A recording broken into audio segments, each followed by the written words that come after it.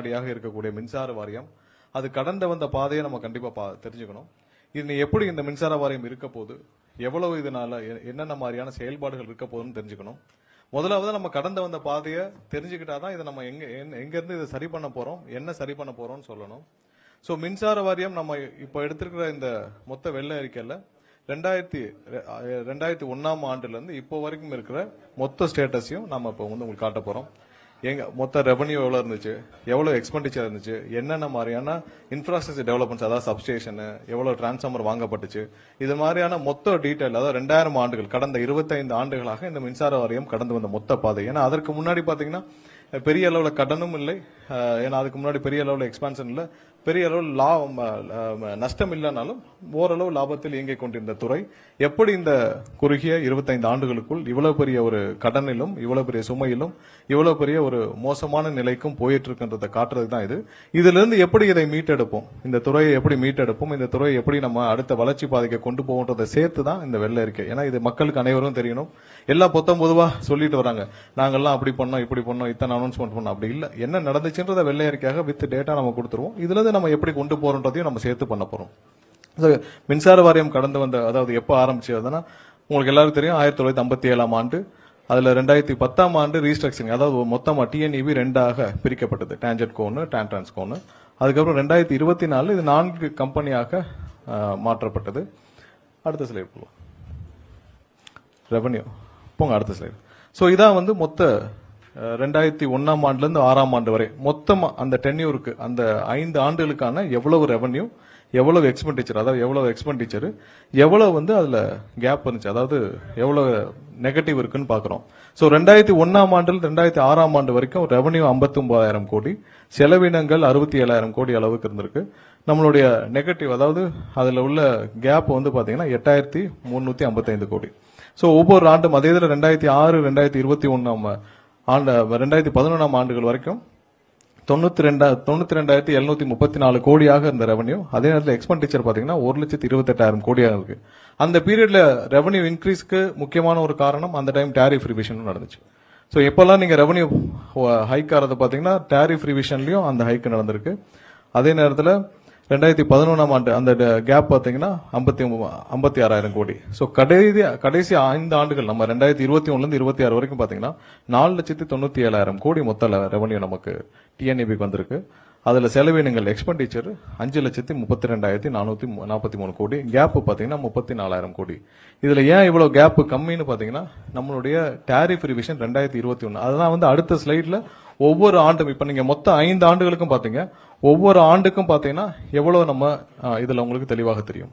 இதுல பாத்தீங்கன்னா 2020-21ஆம் ஆண்டுக்கு 57,625 கோடியாக இருந்த ரெவன்யூ, அதாவது டோட்டல் டிஎன்இபியோட மொத்த ரெவன்யூல அப்படியே இன்க்ரீஸ் எவ்வளவுனா 65,447 கோடி இன்க்ரீஸ் ஆயிருக்கு. எதனால? Tariff revision. நம்ம 2022ல நம்ம பண்ண டாரிஃப் ரிவிஷன்னால கிட்டத்தட்ட 100% மேல 65,447 கோடி வந்து நமக்கு புதிதாக ரெவன்யூ உள்ள வந்திருக்கு.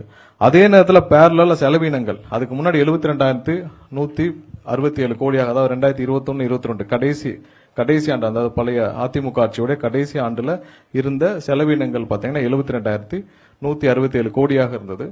இந்த டாரிஃப் ரிவிஷனுக்கு அப்புறமும் நீங்க அந்த செலவினங்கள் 51,831 கோடி கூடி இருக்கு. சோ அந்த கூடுற அளவுக்கு, அந்த 51,838 கோடி கூடுற அளவுக்கு என்ன பெரிய செலவு செஞ்சாங்கன்னு நம்ம ஒவ்வொன்றா அதுல பார்க்க போறோம். ஏன்னா என்ன புதுசாக பெரிய டிரான்ஸ்ஃபார்மர் வாங்கப்பட்டுச்சா? இல்ல. புதிதாக நிறைய திட்டங்கள் தொடங்கப்பட்டுச்சா? இல்ல.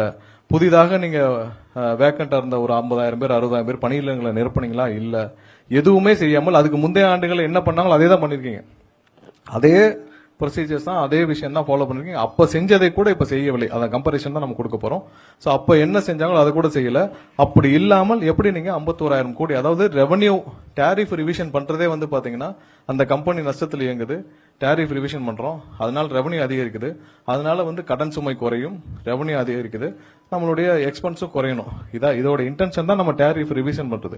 டாரிஃப் ரிவிஷன் பண்றதும் சப்சிக்வெண்டா அதே அளவு நீங்க 51,000 கோடி எக்ஸ்பெண்டிச்சரும் கூடுறது வந்து நம்ம ரொம்ப கவனிக்கப்பட வேண்டிய விஷயம். எப்படி கூடுச்சு, அதனால என்ன பண்ணீங்க?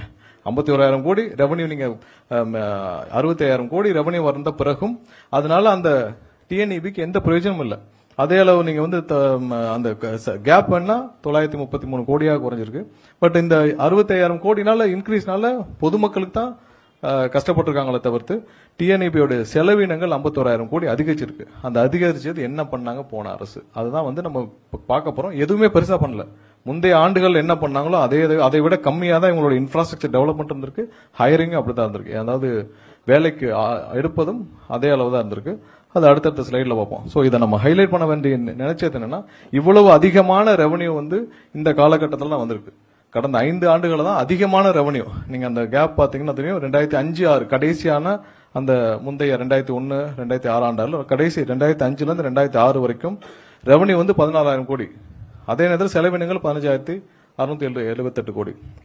2010-11 அந்த திமுக ஆட்சியுடைய அப்ப இருந்த ரெவன்யூ வந்து 22,635 கோடி. அப்பயும் டாரிஃப் ரிவிஷன் 2010ஆம் ஆண்டு பண்ணிருக்காங்க. அதான் நம்ம சைட்ல போறோம் எப்பப்ப டாரிஃப் ரிவிஷன் பண்ணிருக்காங்கன்னு சொல்லிட்டு. அதே 2015-16 அந்த அதிமுக ஆட்சியோட கடைசி ஆண்டுல 52,212 கோடி வந்து ரெவன்யூ வந்திருக்கு. சப்சிக்யூட்டா எக்ஸ்பெண்டிச்சரும் 58,266 கோடி இருந்திருக்கு.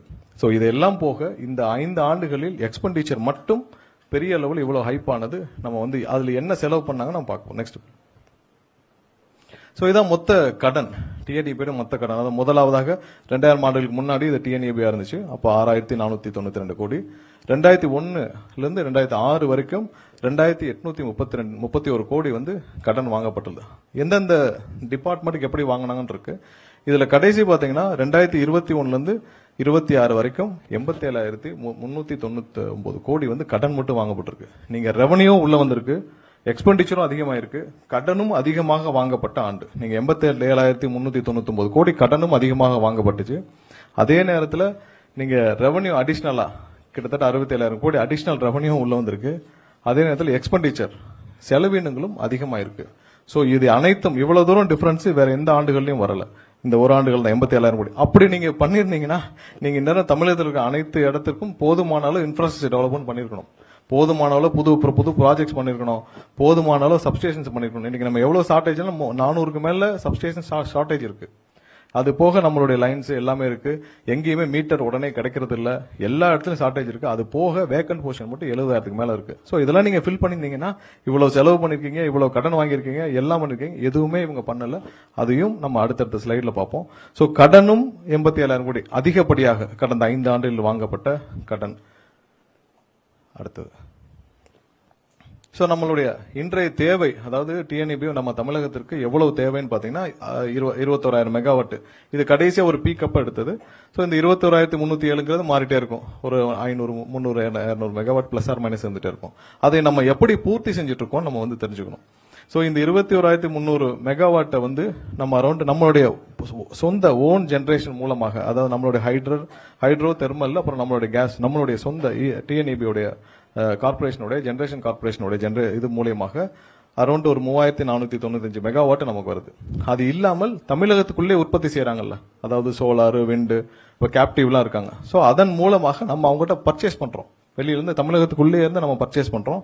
அது வந்து 4,246 மெகாவாட் வந்து நம்ம வந்து பர்ச்சேஸ் பண்றோம். என்னென்ன ரேட்டுக்கு பர்ச்சேஸ் பண்ணணும் நம்ம அதுல சைட்ல போட்டிருக்கோம். இது ஆவரேஜ் பிரைஸ் தான். ஆவரேஜ் பிரைஸ் தான். நம்ம வந்து ஒரு சில வெண்டர்ட்ட மாத்தி வாங்குவோம். பட் ஆவரேஜா பாத்தீங்கன்னா இப்ப இண்டிபெண்டன்ட்ல வந்து 5.62 ரூபாய்க்கு வாங்கிட்டு இருக்கோம் இது வரைக்கும். விண்டுக்கு வந்து 2 ரூபாய் 92 பைசாக்கு வாங்கிட்டு இருக்கோம். சோலார் 6 ரூபாய் 11 பைசாக்கு வாங்கிட்டு இருக்கோம். கேப்டிவும் அதை விட 6 ரூபாய் 50 பைசா. சோ இதெல்லாம் ஆவரேஜா நம்ம இந்த பிரைஸ்க்கு வாங்கிட்டு இருக்கோம். இன்டர் ஸ்டேட்டுக்குள்ள நம்மளுடைய. அதே இதுல மத்திய தொகுப்புல வேற மாநிலங்கள்ல இருந்து வர்ற இது வந்து எவ்வளவு வாங்குறோம்னு பாத்தீங்கன்னா 13,566 மெகாவாட் வந்து நம்ம வெளியிலிருந்து மத்திய தொகுப்புல இருந்து வாங்குறோம். என்னென்ன ரேட்டுக்கு வாங்குறோம்னு பாக்குறோம். இதுல நமக்கு ரொம்ப வித்தியாசம் வரக்கூடிய ரெண்டு பாத்தீங்கன்னா இந்த short term open access. So அதுலதான் பாத்தீங்கன்னா 6 ரூபாய் 76 பைசா ஆவரேஜ். பட் அந்தந்த நாட்களுக்கு பாத்தீங்கன்னா பீக்ல 17 ரூபாய் 20 ரூபாய் அந்த மாதிரி பீக்ல எல்லாம் வாங்க வேண்டிய சூழ்நிலை ஏற்படும். ஏன்னா இப்ப சாயந்தரத்துக்கு மேல சோலாரும் ஒரு சில மாதங்கள்ல விண்டும் நின்றோம். அப்ப பீக் அவல் இது ஆவரேஜ் பிரைஸ் தான். ஆனா அன்னன்னைக்கு பாத்தீங்கன்னா 17 ரூபாய் 18 ரூபாய் 20 ரூபாய்க்கெல்லாம் ஏன்னா வேலை கிடைக்காம இருக்கப்ப பீக்ல மத்திய தொகுப்புல எவ்வளவு இருக்கோ பீக்ல வாங்கியிருக்கோம். இது ஆவரேஜ் பிரைஸ் தான்.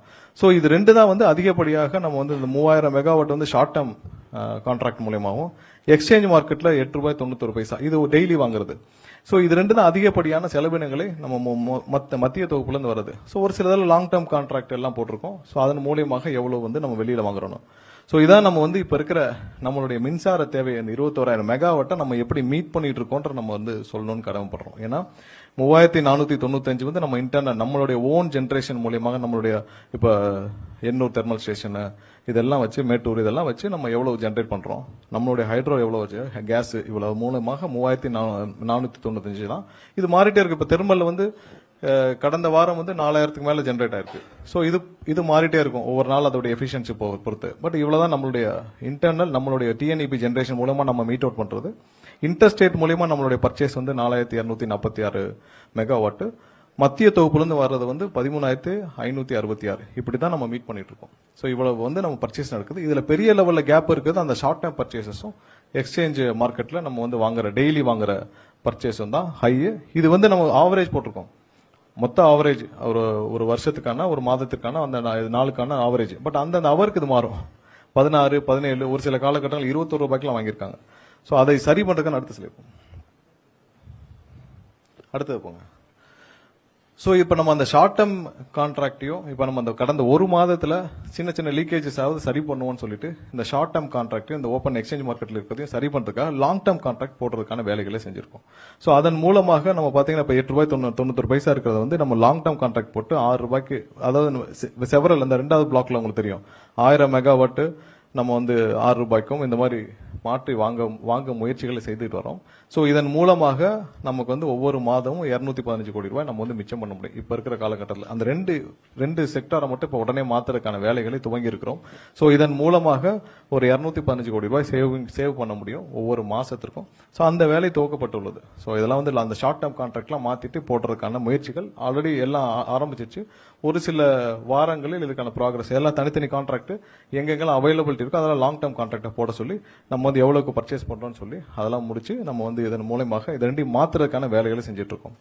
அடுத்தது முக்கியமா நம்ம பார்க்க வேண்டியது டிஎன்ஏபியோட ஸ்டாஃபிங். ஏன்னா இன்னைக்கு நம்ம கிரவுண்ட்ல தேவைப்படுற ஒரு முக்கியமான விஷயம். நம்ம சென்னையை மட்டும் பார்க்கறது இல்லாம நம்ம தமிழகம் முழுவதும் பார்க்க வேண்டியிருக்கு.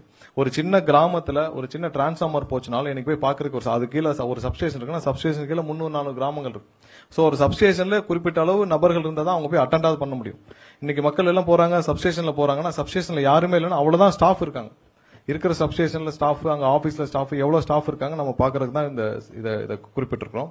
சோ நம்மளுடைய மொத்த தேவை டிஎன்இபியோட மொத்த தேவை வந்து 1,40,635 எம்ப்ளாயிஸ் வந்து இந்த டிஎன்இபிக்கு தமிழகம் முழுவதும் தேவை. இதுல எவ்வளவு பேர் இருக்காங்கன்னா 74,714 பேர் வந்து இது வரைக்கும் வேலையில் அமர்த்தப்பட்டு வேலையில் இருக்காங்க. எவ்வளவு வேக்கன்ட் இருக்குன்னு பாத்தீங்கன்னா 65,921 பேர் வந்து இப்ப நம்பர் வந்து இது வரைக்கும் வேக்கண்டா இருக்கு. கடந்த 10 வருடத்துல பாத்தீங்கன்னா கிட்டத்தட்ட 20,240 பேர் வந்து ரிட்டையர்மெண்ட் ஆயிருக்காங்க கடந்த 10 வருடத்துல. சோ அதுல எவ்வளவு ஃபில் பண்ணிருக்காங்க நம்ம அடுத்த ஸ்லைட்ல பார்ப்போம். அடுத்த 5 வருஷத்துல வந்து 16,782 பேர் ரிட்டையர்மெண்ட் ஆக போறாங்க. 2030க்குள்ள அடுத்த 5 வருஷத்துல நம்ம வந்து 16,782 பேர் வந்து ரிட்டையர்மெண்ட் ஆக போறாங்க. சோ இதெல்லாம் கணக்கில் கொண்டு நம்ம வந்து இதை சரி செய்யும் வேலையை நம்ம வந்த இந்த அரசு பொறுப்பேற்று உடனே முதல் வாரத்திலே நம்ம துவக்கப்பட்ட விஷயம் தான் இது. ஏன்னா இது ரொம்ப அலாமிங்கான விஷயம். இதை நம்ம உடனே அட்ரஸ் பண்ணணும். இப்ப 16,000 பேரும் சப்சிக்வெண்டா இதுல இருந்து குறைஞ்சிட்டாங்கன்னா நீங்க கிட்டத்தட்ட பாத்தீங்கன்னா அதுல 60,000 கீழே போயிடும். 58,000 பேர் வச்சுன்னா எந்த ஃபங்க்ஷனும் பண்ண முடியாது. நம்ம இதோட எந்த இதுலயும் வந்து ஜென்ரேஷனா இருக்கட்டும் இல்ல டிஸ்ட்ரிபியூஷனா இருக்கட்டும் எந்த இதுலயும் நம்ம ஃபங்க்ஷனே பண்ண முடியாது. சோ இது ரொம்ப முக்கியமான விஷயம். இதை அட்ரஸ் பண்ண வேண்டிய முக்கியமான விஷயம். அதனாலதான் நம்ம என்ன ஸ்டெப் எடுத்துக்கணும் அடுத்த ஸ்லைட். சோ இதுதான் கடந்த ஒரு 5 வருஷங்களா இவங்க அந்த 5 டென்யூரா இந்த கடந்த ஆண்டுகள 2001 இருந்து 2026 வரைக்கும் எவ்வளவு எம்ப்ளாயிஸ் இருந்தாங்க, எவ்வளவு ரிட்டையர்மெண்ட் ஆயிருக்காங்க, எவ்வளவு இவங்க வந்து வேலைக்கு ஹையரிங் பண்ணிருக்காங்க எடுக்கப்பட்டதுன்னு. சோ நீங்க வந்து 2000 ஆண்டு வரைக்கும் பாத்தீங்கன்னா 200 பேர் அந்த 2000 ஆண்டு அதுல இருந்து பாத்துக்கலாம். 2001 இருந்து 2006 இந்த கடைசி இதுல பாத்தீங்கன்னா 425 பேர் வேலைக்கு எடுக்கப்பட்டுள்ளார்கள் 2001 இருந்து 2006 வரைக்கும். அப்ப வந்து மொத்தம் எவ்வளவு எம்ப்ளாயிஸ் இருந்தாங்கன்னா அந்த முதல் அதிமுக ஆட்சி 2001 இருந்து 2006 வரைக்கும் 93,722 பேர் 21 பேர் இருந்திருக்காங்க. எப்போ 2001 அவ்வளவு பேர் வேலைக்கு இருந்திருக்கிறார்கள்.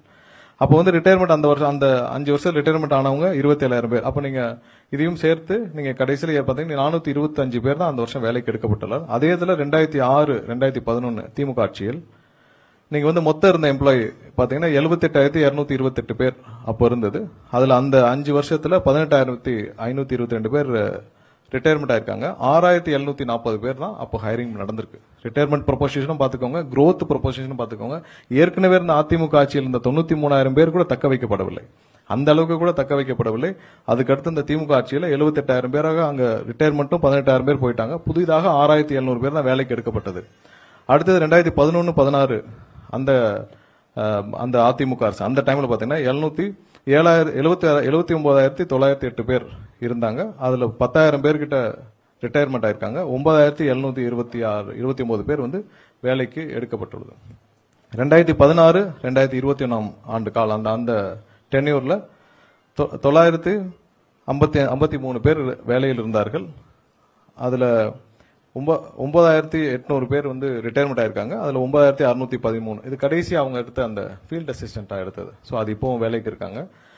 அதுக்கு இல்லாமல் கடந்த 5 ஆண்டு அதாவது இவங்களுடைய ரெவன்யூவும் பல மடங்கு இன்க்ரீஸ் ஆகியும் இவங்களுடைய எக்ஸ்பெண்டிச்சரும் இன்க்ரீஸ் ஆகியும் கடனும் 89,000 கிட்ட கடனும் வாங்கியப்பட்டும் இவர்கள் வேலைக்கு எடுத்தது 343 பேர் மட்டும்தான். ஸோ 343 பேர் மட்டும்தான் இவங்க வந்து வேலைக்கு எடுத்தாங்க. இதுதான் இப்ப இருக்கிற நம்ம இருக்கிற பக்கா டேட்டா. அதாவது இவங்களுடைய ரெவன்யூ இன்க்ரீஸும் நம்ம பார்த்திருக்கோம். எவ்வளவு வந்து கிட்டத்தட்ட 100% மேல அந்த டாரிஃப் சேஞ்சுக்கு அப்புறம் பொதுமக்கள் ஒவ்வொருத்தரும் கஷ்டப்பட்டு கட்டின பணத்துல டாரிஃப் அவங்களுடைய ரெவன்யூ இன்க்ரீஸும் 60,000 கோடிக்கு 69,000 கோடி கிட்ட ரெவன்யூ இன்க்ரீஸ் ஆயிருக்கு. எக்ஸ்பெண்டிச்சர் இவங்களுடைய இவங்களுடைய இயர்லி எக்ஸ்பெண்டிச்சரும் வந்து அப்படியே 100% கூடி இருக்கு. கடனும் 89,000 கோடி கிட்ட வாங்கிட்டாங்க. ஆனா இப்ப வேலைக்கு எடுத்தது 343 பேர் மட்டும்தான். அந்த காலாண்டு அந்த பாத்தீங்கன்னா 74,714 பேர் இப்ப இருக்கிறாங்க. சோ ரிட்டையர்மெண்ட் மட்டும் 9,136 பேர் வந்து ரிட்டையர்மெண்ட் ஆயிருக்காங்க. சோ இதான் இந்த மொத்த டிஎன்இபில எம்ப்ளாயிஸ் எப்படி எவ்வளவு தூரம் இருந்திருக்கு. ஏன்னா நம்ம தெரிஞ்சுக்கணும் எவ்வளவு பேர் வேலை பார்த்த ஒரு இடம். அதாவது கிட்டத்தட்ட 1,00,000 பேர் 2000 ஆண்டுல கிட்டத்தட்ட 1,00,000 பேர் இருந்த இடம் இன்னைக்கு 1,00,000 பேர் அப்ப இருந்த தேவைக்கு நம்ம இன்னைக்கு வந்து 5 மடங்கு 10 மடங்கு கூடி இருக்கு. நம்மளுடைய மின்சார தேவை நம்மளுடைய எவ்வளவு எண்ட் யூசர்ஸ் கன்சியூமர்ஸும் கூடி இருக்காங்க, எல்லாம் கூடி இருக்காங்க. இன்னும் 2 மடங்காக கூடி இருக்க வேண்டிய எம்ப்ளாயிஸ் தேஞ்சு கடைசியில் நம்ம 74,000 நிக்கிறோம். 25 ஆண்டுகளுக்கு பிறகு நம்ம வந்து 30 ஆண்டுக்கு பின்னாடி போயிருக்கோம். இதான் நம்ம வந்து இந்த 25 ஆண்டுகளை நம்ம திரும்ப திரும்ப நம்ம குறிப்பிட்டதுக்கு முக்கிய காரணம் எப்படி தேஞ்சிட்டு வந்ததுன்னு நம்ம காட்ட வேண்டியிருக்கும். ஏன்னா இது ஒரு பெரிய எக்ஸ்பென்ஸ் இல்ல. எம்ப்ளாயிஸ் வந்து பெரிய எக்ஸ்பென்ஸ் இல்ல. இன்னைக்கு வந்து 10,000 கோடி செலவினங்கள் ஆகுதுன்னா அது பெரிய எக்ஸ்பென்ஸ் இல்ல. ஏன்னா இந்த துறைக்கு அவங்க தான் முக்கியம். கீழ இருந்து களத்திலிருந்து மக்களோடு அவங்க பணியாற்றுறது அவங்க தான் முக்கியம். சோ அதுல கூட போக்கஸ் பண்ணாமல் மற்ற விஷயங்களில் போக்கஸ் பண்ணனாலதான் இவ்வளவு கடன் சுமையும் இவ்வளவு செலவினங்களும் இவ்வளவு தூரம் இந்த துறை வளர்ச்சி அடையாமல் போனதுக்கு முக்கிய காரணம் கடந்த 25 ஆண்டுகளாக இந்த துறை கடந்து வந்த பாதை தான். கம்ப்ளீட் மிஸ்மேனேஜ்மெண்ட், கம்ப்ளீட்டா வந்து வளர்ச்சியை நோக்கி எந்த விஷயமும் செலுத்தப்படவில்லை. எல்லாமே வந்து பர்ச்சேஸ்ல தான் போயிருக்காங்க. புதிதாக எந்த திட்டங்களும் பெரிதாக துவங்கப்படவில்லை. நம்ம இதுவரைக்கும் 4,000 மெகாவாட் 5,000 மெகாவாட் கூட சொந்தமாக நம்ம உற்பத்தி செய்யலன்னா அப்புறதுக்கு இவ்வளவு பெரிய வேலையை நம்ம செஞ்சிருக்கணும். இன்னைக்கு தனியார் வந்து தமிழ்நாட்டில் இன்வெஸ்ட் பண்ணி அவங்க 30,000 மெகாவாட் 40,000 மெகாவாட் சோலார்ல எல்லாரும் ரெனியூபிள் எனர்ஜில அவங்க ஜெனரேட் பண்ணிட்டு போறாங்க. ஏன் நம்ம பண்ணல? நம்ம பண்ணிருக்க வேண்டிய விஷயத்த தனியார்கள் வந்து இங்க பண்ணிட்டு போறாங்க. தனியார்களை அனுமதித்து அவர்கள் மூலமாக இன்டைரக்டா நம்ம லாபம் சம்பாதிச்சதை மட்டும்தான் இவங்க வந்து இந்த 25 வருஷமா பண்ணிருக்காங்க. வேற எதுவுமே பண்ணல. ப்ரீவியஸ்ல இருப்பாங்க, நான் அதை சொல்லிடுவோம். முன்னாடி போங்க. முன்னாடி இந்த இதுல இதான் நம்ம பார்க்க வேண்டியது. அதாவது தனியார்கள் மூலியமாக நம்ம இவ்வளவு வாங்க வேண்டியிருக்கு. அப்புறம் நம்ம என்னைக்கு வந்து இதை நம்மளுடைய சொந்த தொகுப்புல நம்ம 3,495 மெகாவாட் தான் நம்மளுடைய சொந்த தொகுப்புல நம்மளுடைய உற்பத்தியிலே இருக்கு. அப்போ இவ்வளவு வருஷமாக இப்ப நீங்க மொத்தமாக தமிழ்நாட்டில் ரெனியூபிள் எனர்ஜில இது வரைக்கும் வந்து இங்க இன்வெஸ்ட் பண்ணவங்க மட்டும் 35,000-40,000 கோடிக்கு மேல இன்வெஸ்ட் பண்ணிருக்காங்க. ஏன் நம்மளுடைய அரசு துறை அதில் கவனம் செலுத்தவில்லை? கடந்த 25 ஆண்டுகளாக நம்ம வெளியில பர்ச்சேஸ் பண்றோம், மத்திய தொகுப்புல பர்ச்சேஸ் பண்றோம். ஏன் இங்க இருக்கிறவங்களுக்கே நம்ம வந்து இதுக்கப்புறம் இங்க இருக்கிற உள்நாட்டு இதுலயே வந்து இங்க இருக்கிற உற்பத்தியில ஏன் அதிகமா பர்ச்சேஸ் பண்ணல? ஏன் ரேட்டு பாத்தீங்கன்னா சோலார் ரேட்டு 6.11 பைசா இது வரைக்கும் போடப்பட்ட தொகுப்பு, இது ரொம்ப ஹையஸ்ட் ரேட்டு. அதுல ஏன்ற காரணத்தை இன்டைரக்டாக என்னன்னா நடுவில் நிறைய அக்ரிகேட்டர்ஸ் ஒவ்வொரு சோலாருக்கும் நல்ல உற்பத்தியாளர், ஒரு மெகாவாட் 2 மெகாவாட் உற்பத்தியாளர் இருக்காங்க. நடுவில் நிறைய அக்ரிகேட்டர்ஸ், அவர்கள் மூலியமா தான் இந்த அரசு பர்ச்சேஸ் பண்ணுது. எங்கேயுமே டைரக்டா உற்பத்தி செய்யறவர்கிட்ட பர்ச்சேஸ் பண்ணல. நடுவில் நிறைய அக்ரிகேட்டர்ஸ் மூலமா தான் இவ்வளவு ஹையஸ்ட் பிரைஸ் எல்லா இடத்துலயும் வந்திருக்கு. அடுத்து போயிடலாம். அந்த எம்ப்ளாயிஸ் இது போங்க. ஸோ இதான் இது வரைக்கும் எவ்வளவு எம்ப்ளாயிஸ் இருந்தாங்க, இதுல எவ்வளவு கடந்து வந்த பாதை, எவ்வளவு தூரம் இந்த ஒரு ஸ்னாப்ஷாட்டே உங்களுக்கு தெரியும் எவ்வளவு தூரம் இந்த துறை தேஞ்சிட்டு வந்திருக்குன்னு. ஸோ இருக்கிற இடங்களையே மேனேஜ் பண்ண முடியாத அளவுக்கு ஒருத்தர் வந்து இப்போ 2000 ஆண்டு கிட்டத்தட்ட 1 லட்சம் பேர் இருந்திருக்காங்க. 99,484 பேர் இருந்த இடத்துல இன்னைக்கு 74,000 பேர் தான் இருக்காங்கன்னா ஒருத்தர் வந்து 3 பேர் 4 பேர் செய்யக்கூடிய வேலையை செய்யறாங்க. அதிகப்படியான பணி சுமை உள்ள ஒரு துறையாக இருக்கு. ஏன்னா அவங்க டே டு டே அவங்க களத்துல இருந்தாங்கணும். ஒரு ஃபியூஸ் போச்சுன்னா போகணும், டிரான்ஸ்ஃபார்மர் போச்சுன்னா போகணும், ஃபியூஸ் ஆஃப் போச்சுன்னா போகணும். களத்துல போய் தினமும் களத்துல போய் ஆபீஸ்ல உட்காந்து வேலை பார்க்குற வேலை கிடையாது. எல்லாம் களத்துல நின்று போயிடணும். இப்ப சர்வீஸ் கொடுக்குறாங்க, ஏன் டிலே ஆகுது? ஆள் இல்ல. டெய்லி சர்வீஸ் ரெக்வஸ்ட் அவ்வளவு வருது, யாரு போய் கொடுக்கறது? ஒரு ஆள் வந்து 10 பேர் வேலை செய்யறாங்க. அதனாலதான் சர்வீஸ் உடனே கொடுக்க முடியல. மீட்டர் பாக்ஸ் பொறுத்தவரைக்கும் ஏன் டிலே ஆகுது? ஆள் இல்ல. சோ இதெல்லாம் தான் வந்து இதற்கான காரணம். இதை முறையாக அட்ரஸ் பண்றதுக்கு பெரிய விஷயமே இல்லை. சோ அதான் அடுத்து நம்ம என்ன செஞ்சிருக்கோம் கடந்த 3 வாரத்தில் நம்ம சொல்ல போறோம். நெக்ஸ்ட் ஸ்லைட் போங்க. சோ நம்மளுடைய இப்போ கரண்ட் வேக்கன்ட்ல இந்த அரசு பொறுப்பேற்றவுடன் முதலாவதாக முதலமைச்சர் சந்திச்சு பேசியவுடன் அரை மணி நேரத்தில் சொன்னோம்ல, அரை மணி நேரத்தில் 15,000 பேரை வேலைக்கு எடுக்கிறதுக்கு நம்மளுடைய முதல்வர், தமிழக முதல்வர் அண்ணன் விஜய் அவர்கள் வந்து ஒப்புதல் அளித்தார். இந்த ஆண்டுக்குள் அந்த 15,000 பேர் வேலைக்கு கண்டிப்பாக எடுக்கப்படுவார்கள். அதுக்கடுத்து பண்ணது ஒரு இவங்க கடந்த ஆட்சியில பண்ண ஒரு பெரிய பிளண்டர் என்னன்னா, கேங்பன் வந்து 2021 ஒரு 5,391 பேர் எடுத்தாங்க. அதுல என்ன கண்டிஷன்ல எடுத்தாங்கன்னு தெரியல. எப்பவும் இவங்க தான் ஓசியில யாரும் எடுக்கிறது இல்லையா, எல்லாம் ஒரு கிரைட்டீரியா இருக்கும். ஒரு எடுக்கணும்னா யாரும் வந்து ₹1 கொடுக்காம கூட உள்ள வர முடியாது. சோ எல்லாத்துக்கும் ஒரு கிரைட்டீரியா வச்சு பழைய கவர்மெண்ட், அதாவது 2021 ஒரு கிரைட்டீரியா வச்சு ஏதோ வாங்கிட்டு 5,391 பேரை அவர்கள் எடுத்திருக்கிறார்கள். இந்த கடந்த 5 ஆண்டுகளாக அவர்களை அப்படியே டிராப் பண்ணிட்டாங்க. சோ 5 ஆண்டுகளாக அவர்கள் பட்ட வேதனை கொஞ்சம் நஞ்சம் இல்ல, இந்த 5,391 பேரும். ஏன்னா அவங்களுக்கு வேலை இருக்கா இல்லையா, அவங்களுக்கு அனௌன்ஸ்மெண்ட் ஆயிடுச்சு, நீங்க அனௌன்ஸ் பண்ணிட்டீங்க, கன்ஃபார்ம் பண்ணிட்டீங்க. வேலை இருக்கா இல்லையான்னு தெரியல, கூப்பிடுவாங்களா இல்லையான்னு தெரியல, பார்க்காத மினிஸ்டர் இல்ல. ஏன்னா 3 மினிஸ்டர் மாட்டாங்க கடந்த 5 வருஷத்துல. ஆனா நிழல் ஒண்ணுதான், மினிஸ்டர் தான் வேற. நிழலா பின்னாடி இருந்து ஆபரேட் பண்ணது ஒருத்தரலாம். ஆனா மினிஸ்டர் தான் 3 மினிஸ்டர். ஆனா பார்க்காத மினிஸ்டர் இல்ல, பார்க்காத சிஎம் இல்ல, எல்லாரையும் பார்த்தாச்சு. சிஎம், அவர் மாப்பிள்ள ஃப்ரெண்ட்ஸ், பையன் ஃப்ரெண்ட்ஸ் எல்லாரையும் பார்த்திருக்காங்க. அவங்களுக்கு வழியே இல்லை. இப்ப முதல்வரிடம் பேசி அந்த 5,391 பேரையும் சேர்த்து 20,449 பேர் இந்த ஆண்டு அவர்களை கண்டிப்பாக வேலையில் எடுக்கப்படுவார்கள். சோ இதற்கும் முதல்வரிடம் ஒப்புதல் வாங்கிவிட்டது. அது பினான்சியல் அப்ரூவல் இருக்கு, ஏன்னா ஏற்கனவே அனௌன்ஸ் பண்ணனால. சோ இதையும் சேர்த்து 20,000 பேர் இந்த ஆண்டுகளுக்குள்ள 20,449 பேர் வந்து கண்டிப்பாக வேலையில் அமர்த்தப்படுவார்கள். ஏன்னா இது ரொம்ப முக்கியம். சோ சப்சிக்வெண்ட் அடுத்தடுத்த ஆண்டுகள்ல இதெல்லாம் முடிச்சுட்டு இவங்களெல்லாம் பணியில் அமர்த்தி இவங்களுக்கு போதுமான ட்ரைனிங் கொடுத்துட்டு அடுத்தடுத்து சப்சிக்வெண்ட் ஆண்டுகள். ஏன்னா இப்ப நம்ம அடுத்த ஒரு முக்கியமான விஷயம் என்ன பண்ணிருக்கோம்னா, எல்லா இடத்துலயும் ஒப்பந்த தொழிலாளர் இருக்காங்க. எவ்வளவு பேர் இருக்காங்கன்ற ரெக்கார்டே கிடையாது. மொத்தமாக எவ்வளவு பேர் இருக்காங்க? ஒவ்வொரு நாளும் என்னிடம் வர்றவங்க பாத்தீங்கன்னா ஒப்பந்த தொழிலாளர் 15 வருஷம் இருக்கேன், 20 வருஷம் இருக்கேன். இங்கேயே பாத்தீங்கன்னா 6 மாதம் 7 மாதம் சம்பளம் வாங்காமல் அதுக்கு ஒரு கான்ட்ராக்டர் இருக்காங்க. அந்த கான்ட்ராக்டருக்கு டிஎன்இபி மூலமாக ப்ராப்பரா பேமெண்ட் போயிட்டு இருக்கு. சோ அவர்கள் வந்து அந்த தொழிலாளருக்கு 6 மாசம் 7 மாசம் பிஎஃப் இஎஸ்ஐ எதுவும் கொடுக்காம சம்பளம் கொடுத்திருக்காங்க. இப்பதான் முதல் முறையாக எத்தனை ஒப்பந்த தொழிலாளர்கள் எத்தனை வெண்டர் இருக்காங்க அதை கன்சாலிடேட் பண்ற வேலையை இப்பதான் துவங்கியிருக்கு. அது சில வாரங்கள் பிடிக்கலாம், ஏன்னா எவ்வளவு பேர் இருக்காங்கன்னு தெரியல. சோ அவர்களுக்கு என்ன பண்ண போறோம்னு தெரியல. பட் மொத்தமா லிஸ்ட் வந்த பிறகுதான் எவ்வளவு ஒப்பந்த தொழிலாளர் இருக்காங்க, ஒவ்வொரு சப்ஸ்டேஷன்ல எவ்வளவு பேர் இருக்காங்க, அங்க லோக்கலா பிளேஸ் பண்ணிருக்காங்க. இந்த மொத்த லிஸ்டையும் நம்ம எடுத்து கண்டிப்பாக இதுல என்ன பண்ணணும்னு நம்ம அசஸ் பண்ண முடியும். சோ அந்த ஒப்பந்த தொழிலாளரை தவிர்த்து விட்டு இப்ப நம்ம டிஎன்இபில நேரடியாக எடுக்க போறது அந்த 20,449 பேர் பிளஸ் அதுல இன்க்ளூடிங் அந்த கேங்மேன், விடுபட்ட அந்த கேங்மேன் இருக்காங்களா 2021 ஆண்டிலிருந்து 5 வருஷமாக கஷ்டப்பட்டு வர அந்த கேங்மேனுக்கு கண்டிப்பாக இந்த ஆண்டு நம்ம முடிச்சு சீக்கிரம் பைனான்சியல் அப்ரூவல் வாங்கி கொடுத்துருவோம். நம்ம யாரையும் பழி வாங்குறதும் இல்ல. கடைசியில வந்து 2 அரசும் அவங்களோட ஈகோல நீ வாங்கிட்டு போட்ட நான் வாங்கிட்டு போட்டேன்னு சொல்லிட்டு 2 பேரும் விட்டு அந்த 5,397 பேருக்கு கண்டிப்பாக இந்த அரசு ஒரு வழி கொடுக்கும்ன்றதை சொல்லிடுறோம். அடுத்த ஸ்லைட். இப்பதான் முக்கியமா நம்ம எம்ப்ளாயிஸ் வைஸ் பார்த்துட்டோம், எப்படி இந்த கடந்து வந்த பாதை, எவ்வளவு வந்து எம்ப்ளாயிஸ் இருந்தாங்க, எப்படி இந்த துறை எவ்வளவு தூரம் போயிருக்குன்னு. இப்போ நம்ம எக்யூப்மெண்ட்ஸ் இன்ஃப்ராஸ்ட்ரக்சர், அதாவது டிரான்ஸ்ஃபார்மர்ஸ், சப்ஸ்டேஷன்ஸ், நம்மளுடைய ஹெச்டி லைன்ஸ் எல்லாம் வந்து கடந்த 2001 ஆண்டுல இருந்து இப்போ வரைக்கும் எவ்வளவு இன்ஸ்டால் பண்ணதுன்னு பார்க்கணும். ஏன்னா நம்மளுடைய growth ஆவரேஜா இருக்கு. இது 15% 20% growth வந்து ஒவ்வொரு வருஷமும் நம்மளுடைய கஸ்டமர் growth இருக்கு, அதாவது எண்ட் யூசர் growth இருக்கு. அதை தக்கன நம்மளுடைய இன்ஃப்ராஸ்ட்ரக்சர் growth இருக்கான்னு பார்க்கணும்னா அதான் இருக்கும்.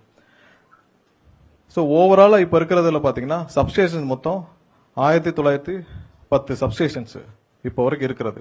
ஸோ ஒவ்வொரு வருஷமும் எவ்வளவு வந்து நம்ம கமிஷன் பண்ணி முடிச்சிருக்கோம் அப்படின்னு பாத்தீங்கன்னா, நீங்க 2001க்கு முன்னாடி வரைக்கும் 618, அது வரைக்கும் இருந்த சப்ஸ்டேஷன் 618. அந்த 2001ஆம் ஆண்டுல இருந்து 6ஆம் ஆண்டு வரைக்கும் வந்து பாத்தீங்கன்னா 259 சப்ஸ்டேஷன்ஸ் புதிதாக உருவாக்கப்பட்டது அந்த அதிமுக ஆட்சியில். அதே நேரத்தில் 2006ஆம் ஆண்டுல இருந்து 2011ஆம் ஆண்டு வரைக்குள்ள வந்து பாத்தீங்கன்னா 289 சப்ஸ்டேஷன்ஸ் புதிதாக உருவாக்கப்பட்டு கமிஷன் பண்ணப்பட்டது. 2011ல இருந்து 16 வரைக்கும் 263 சப்ஸ்டேஷன்ஸ், 2014ல இருந்து 2021 வரைக்கும் 359 சப்ஸ்டேஷன்ஸ் புதிதாக உருவாக்கப்பட்டு கமிஷன் பண்ணுச்சு. கடந்த ஆட்சி காலத்தில், அதாவது அதிகமான ரெவன்யூ ஜெனரேஷன் பண்ண ஆண்டு, அதிகமாக கடன் வாங்கப்பட்ட ஆண்டுலயும் 122 சப்ஸ்டேஷன்ஸ் மட்டும்தான் கமிஷன் பண்ணப்பட்டுச்சு. அவர் என்கிட்ட சொன்னார், செந்தில் பாலாஜி அசம்பிளியில சொன்னார், நாங்கள் நிறைய அனௌன்ஸ் பண்ணணும், அதோட டீடைல்ஸ் நாங்கள் கொடுக்குறோம் தனியா. நிறைய அனௌன்ஸ்மெண்ட் மட்டும் தான் பண்ணாரு, வேற எதுவும் பண்ணல. இவ்வளவு ரெவன்யூ ஜெனரேட் ஆயிருக்கு, இவ்வளவு எக்ஸ்பெண்டிச்சர் வந்திருக்கு, அதே நேரத்தில் நீங்க இவ்வளவு கடனும் வாங்கியிருக்கீங்க. அதனால இவங்க மொத்தமா அந்த ஆண்டுகள்ல, கடந்த 5 ஆண்டுகள்ல நாங்க டீடைல்டா எல்லாமே எந்தெந்த சப்ஸ்டேஷன் வரைக்கும் எங்களால கொடுக்க முடியும் அந்த டேட்டா இருக்கு, மொத்தமா வாங்கிக்கொள்ளலாம். 122 சப்ஸ்டேஷன்ஸ் மட்டும் தான் இவங்க கமிஷன் பண்ணிருக்காங்க. அதே நேரத்தில் டிரான்ஸ்ஃபார்மர்ஸ், அதாவது auto transformers, power transformer, distribution, நம்ம கடைசியில் அந்த டிஸ்ட்ரிபியூஷன் டிரான்ஸ்ஃபார்மர் மட்டும் பார்க்கலாம். நீங்க மற்றதெல்லாம் டீடைல் அதுலயே இருக்கு, ஏன்னா அது பெரிய நம்பர். ஸோ அதுல 2001ஆம் ஆண்டு வரைக்கும் பாத்தீங்கன்னா 1,35,457 டிரான்ஸ்ஃபார்மர்ஸ் தமிழகத்தில் இருந்த டிரான்ஸ்ஃபார்மர்ஸ். ஸோ ஒவ்வொரு 5 ஆண்டுகளிலும் எவ்வளவு டிரான்ஸ்ஃபார்மர்ஸ் வந்து ப்ரொக்யூர் பண்ணி அவங்க வந்து புதுதாக இன்ஸ்டால் பண்ணான்னு பாக்குறோம். இதுல கடைசி 2 டென்யூர் பாத்துக்கலாம். அதாவது 2016ல இருந்து 2021 வரைக்கும் 84,000 டிரான்ஸ்ஃபார்மர்ஸ் வந்து கமிஷன் பண்ணிருக்காங்க, புதிதாக ப்ரொக்யூர் பண்ணி கமிஷன் பண்ணிருக்காங்க. அதில் 2021ல இருந்து 2026 வரைக்கும் 99,573. அதான் அதையும் சொன்னார், கரெக்டா தான் சொன்னாரு. ஆனா அதுல அந்த சிபிஐ வழக்க மிஸ் பண்ணிட்டாரு. 99,573 டிரான்ஸ்ஃபார்மர்ஸ் வந்து ப்ரொக்யூர் பண்ணி பண்ணிருக்காங்க. ஸோ இந்த ஆவரேஜும் இதோடைய செலவினங்கள் எவ்வளவுன்னு பாத்தீங்கன்னா நம்ம தனியா பார்ப்போம். பட் இந்த ஆவரேஜும் இதான் வந்து நம்ம அந்த ஆண்டுகள்ல பண்ணப்பட்டது. மொத்தம் உள்ள இப்போ கரண்டா தமிழகத்தில் உள்ள மொத்த டிரான்ஸ்ஃபார்மர்ஸ் பாத்தீங்கன்னா 4,47,603 டிரான்ஸ்ஃபார்மர்ஸ் இப்ப இருக்குது. நெக்ஸ்ட் ஸ்லைட் போலாம். ஸோ தான் இந்த ஹெச்டி லைன்ஸ், அப்புறம் ஓஹெச் லைன்ஸ், இதெல்லாம் கிலோமீட்டர் இருக்கு. யூஜி கேபிள்ஸ் இதெல்லாம் எவ்வளவு இன்ஸ்டால் பண்ணிருக்குன்னு பாக்குறோம். ஒவ்வொரு ஆண்டுகள்லயும் எவ்வளவு இன்ஸ்டால் பண்ணிருக்குன்னு நம்ம இங்க தெளிவாக குறிப்பிடப்பட்டிருக்கு. இதுலயும் 2006ல இருந்து 2011 தான் வந்து அதிகமா, அதாவது 68,000. அதுக்கடுத்து 2011-14 இருந்து 53,384, 2016ல இருந்து 2021 ஆண்டுகள்ல 33,706 கிலோமீட்டர்ஸ் மொத்தம் லே பண்ணிருக்கு. அதே எல்டி லைன் சொல்றோம் நம்ம. அதே 2021 2026 வரைக்கும் 23,179 கிலோமீட்டர்ஸ் வந்து எல்டி லைன்ஸ் வந்து லே பண்ணிருக்காங்க. சோ இதான் மொத்த இதோடைய இன்ஃப்ராஸ்ட்ரக்சர். இதுலயும் எந்தெந்த ஆண்டுகள் எவ்வளவுன்னு குறிப்பிட்டு. நெக்ஸ்ட் போங்க. நம்மளுடைய மொத்த இப்ப அசெட், இப்ப இருக்கிற நம்ம எவ்வளவு அசெட் இருக்குன்னு பாத்துட்டோம். டிரான்ஸ்ஃபார்மர்ஸ்ல இருந்து ஹெச்டி லைன்ஸ் இருந்து எல்லா லைன்ஸுக்கும், கண்டக்டர்ஸ் எல்லாருக்கும். இதுல எவ்வளவு வந்து பழையது, இப்ப நீங்க இந்த துறையில 25 ஆண்டுகளுக்கு மேல போன சப்ஸ்டேஷன்ஸ் கண்டிப்பா பயன்படுத்தவே முடியாது. சோ அதுதான் இன்னைக்கு இங்க இருக்கிற வல்லுநர்கள், டெக்னீஷியன் சொல்றது. சோ அதே நேரத்தில் டிரான்ஸ்ஃபார்மர்ஸும் 25 ஆண்டுகளுக்கு மேல இருக்க டிரான்ஸ்ஃபார்மர்ஸ் பயன்படுத்த முடியாது. சோ அது மாதிரி எவ்வளவு வந்து 25 ஆண்டுகளை கடந்ததுன்னு நம்ம பாத்துக்கோம். சப்ஸ்டேஷன்ஸ்ல பாத்தீங்கன்னா இப்ப இருக்கிற மொத்தம் 33 கேவிஎல்ல 797 சப்ஸ்டேஷன்ஸ்ல 184 சப்ஸ்டேஷன் வந்து 25 ஆண்டுகளை கடந்து விட்டுச்சு. சோ இன்னும் நீங்க அடுத்த ஒரு 5 ஆண்டுகள் நம்ம முடியறப்ப, அப்போ அதாவது 2001 2006 காலகட்டங்களில் போட்ட மேலும் ஒரு சில, அதாவது ஒரு 200-300 சப்ஸ்டேஷன்ஸ், அதுவும் 25 ஆண்டுகளை கடந்துரும். சோ அடுத்த 5 ஆண்டுகள்ல. சோ அதே 110 கேவியில பாத்தீங்கன்னா கிட்டத்தட்ட 50%, 970ல 449 வந்து 25 ஆண்டுகளை கடந்து விட்டது. சோ இதான் அந்த டிரான்ஸ்ஃபார்மர்ஸ். அதே டிரான்ஸ்ஃபார்மர்ஸ்ல பாத்தீங்கன்னா இப்ப இருக்கிற 4,47,603 டிரான்ஸ்ஃபார்மர்ல 42,000 டிரான்ஸ்ஃபார்மர் வந்து 25 ஆண்டுகளை கடந்து விட்டது.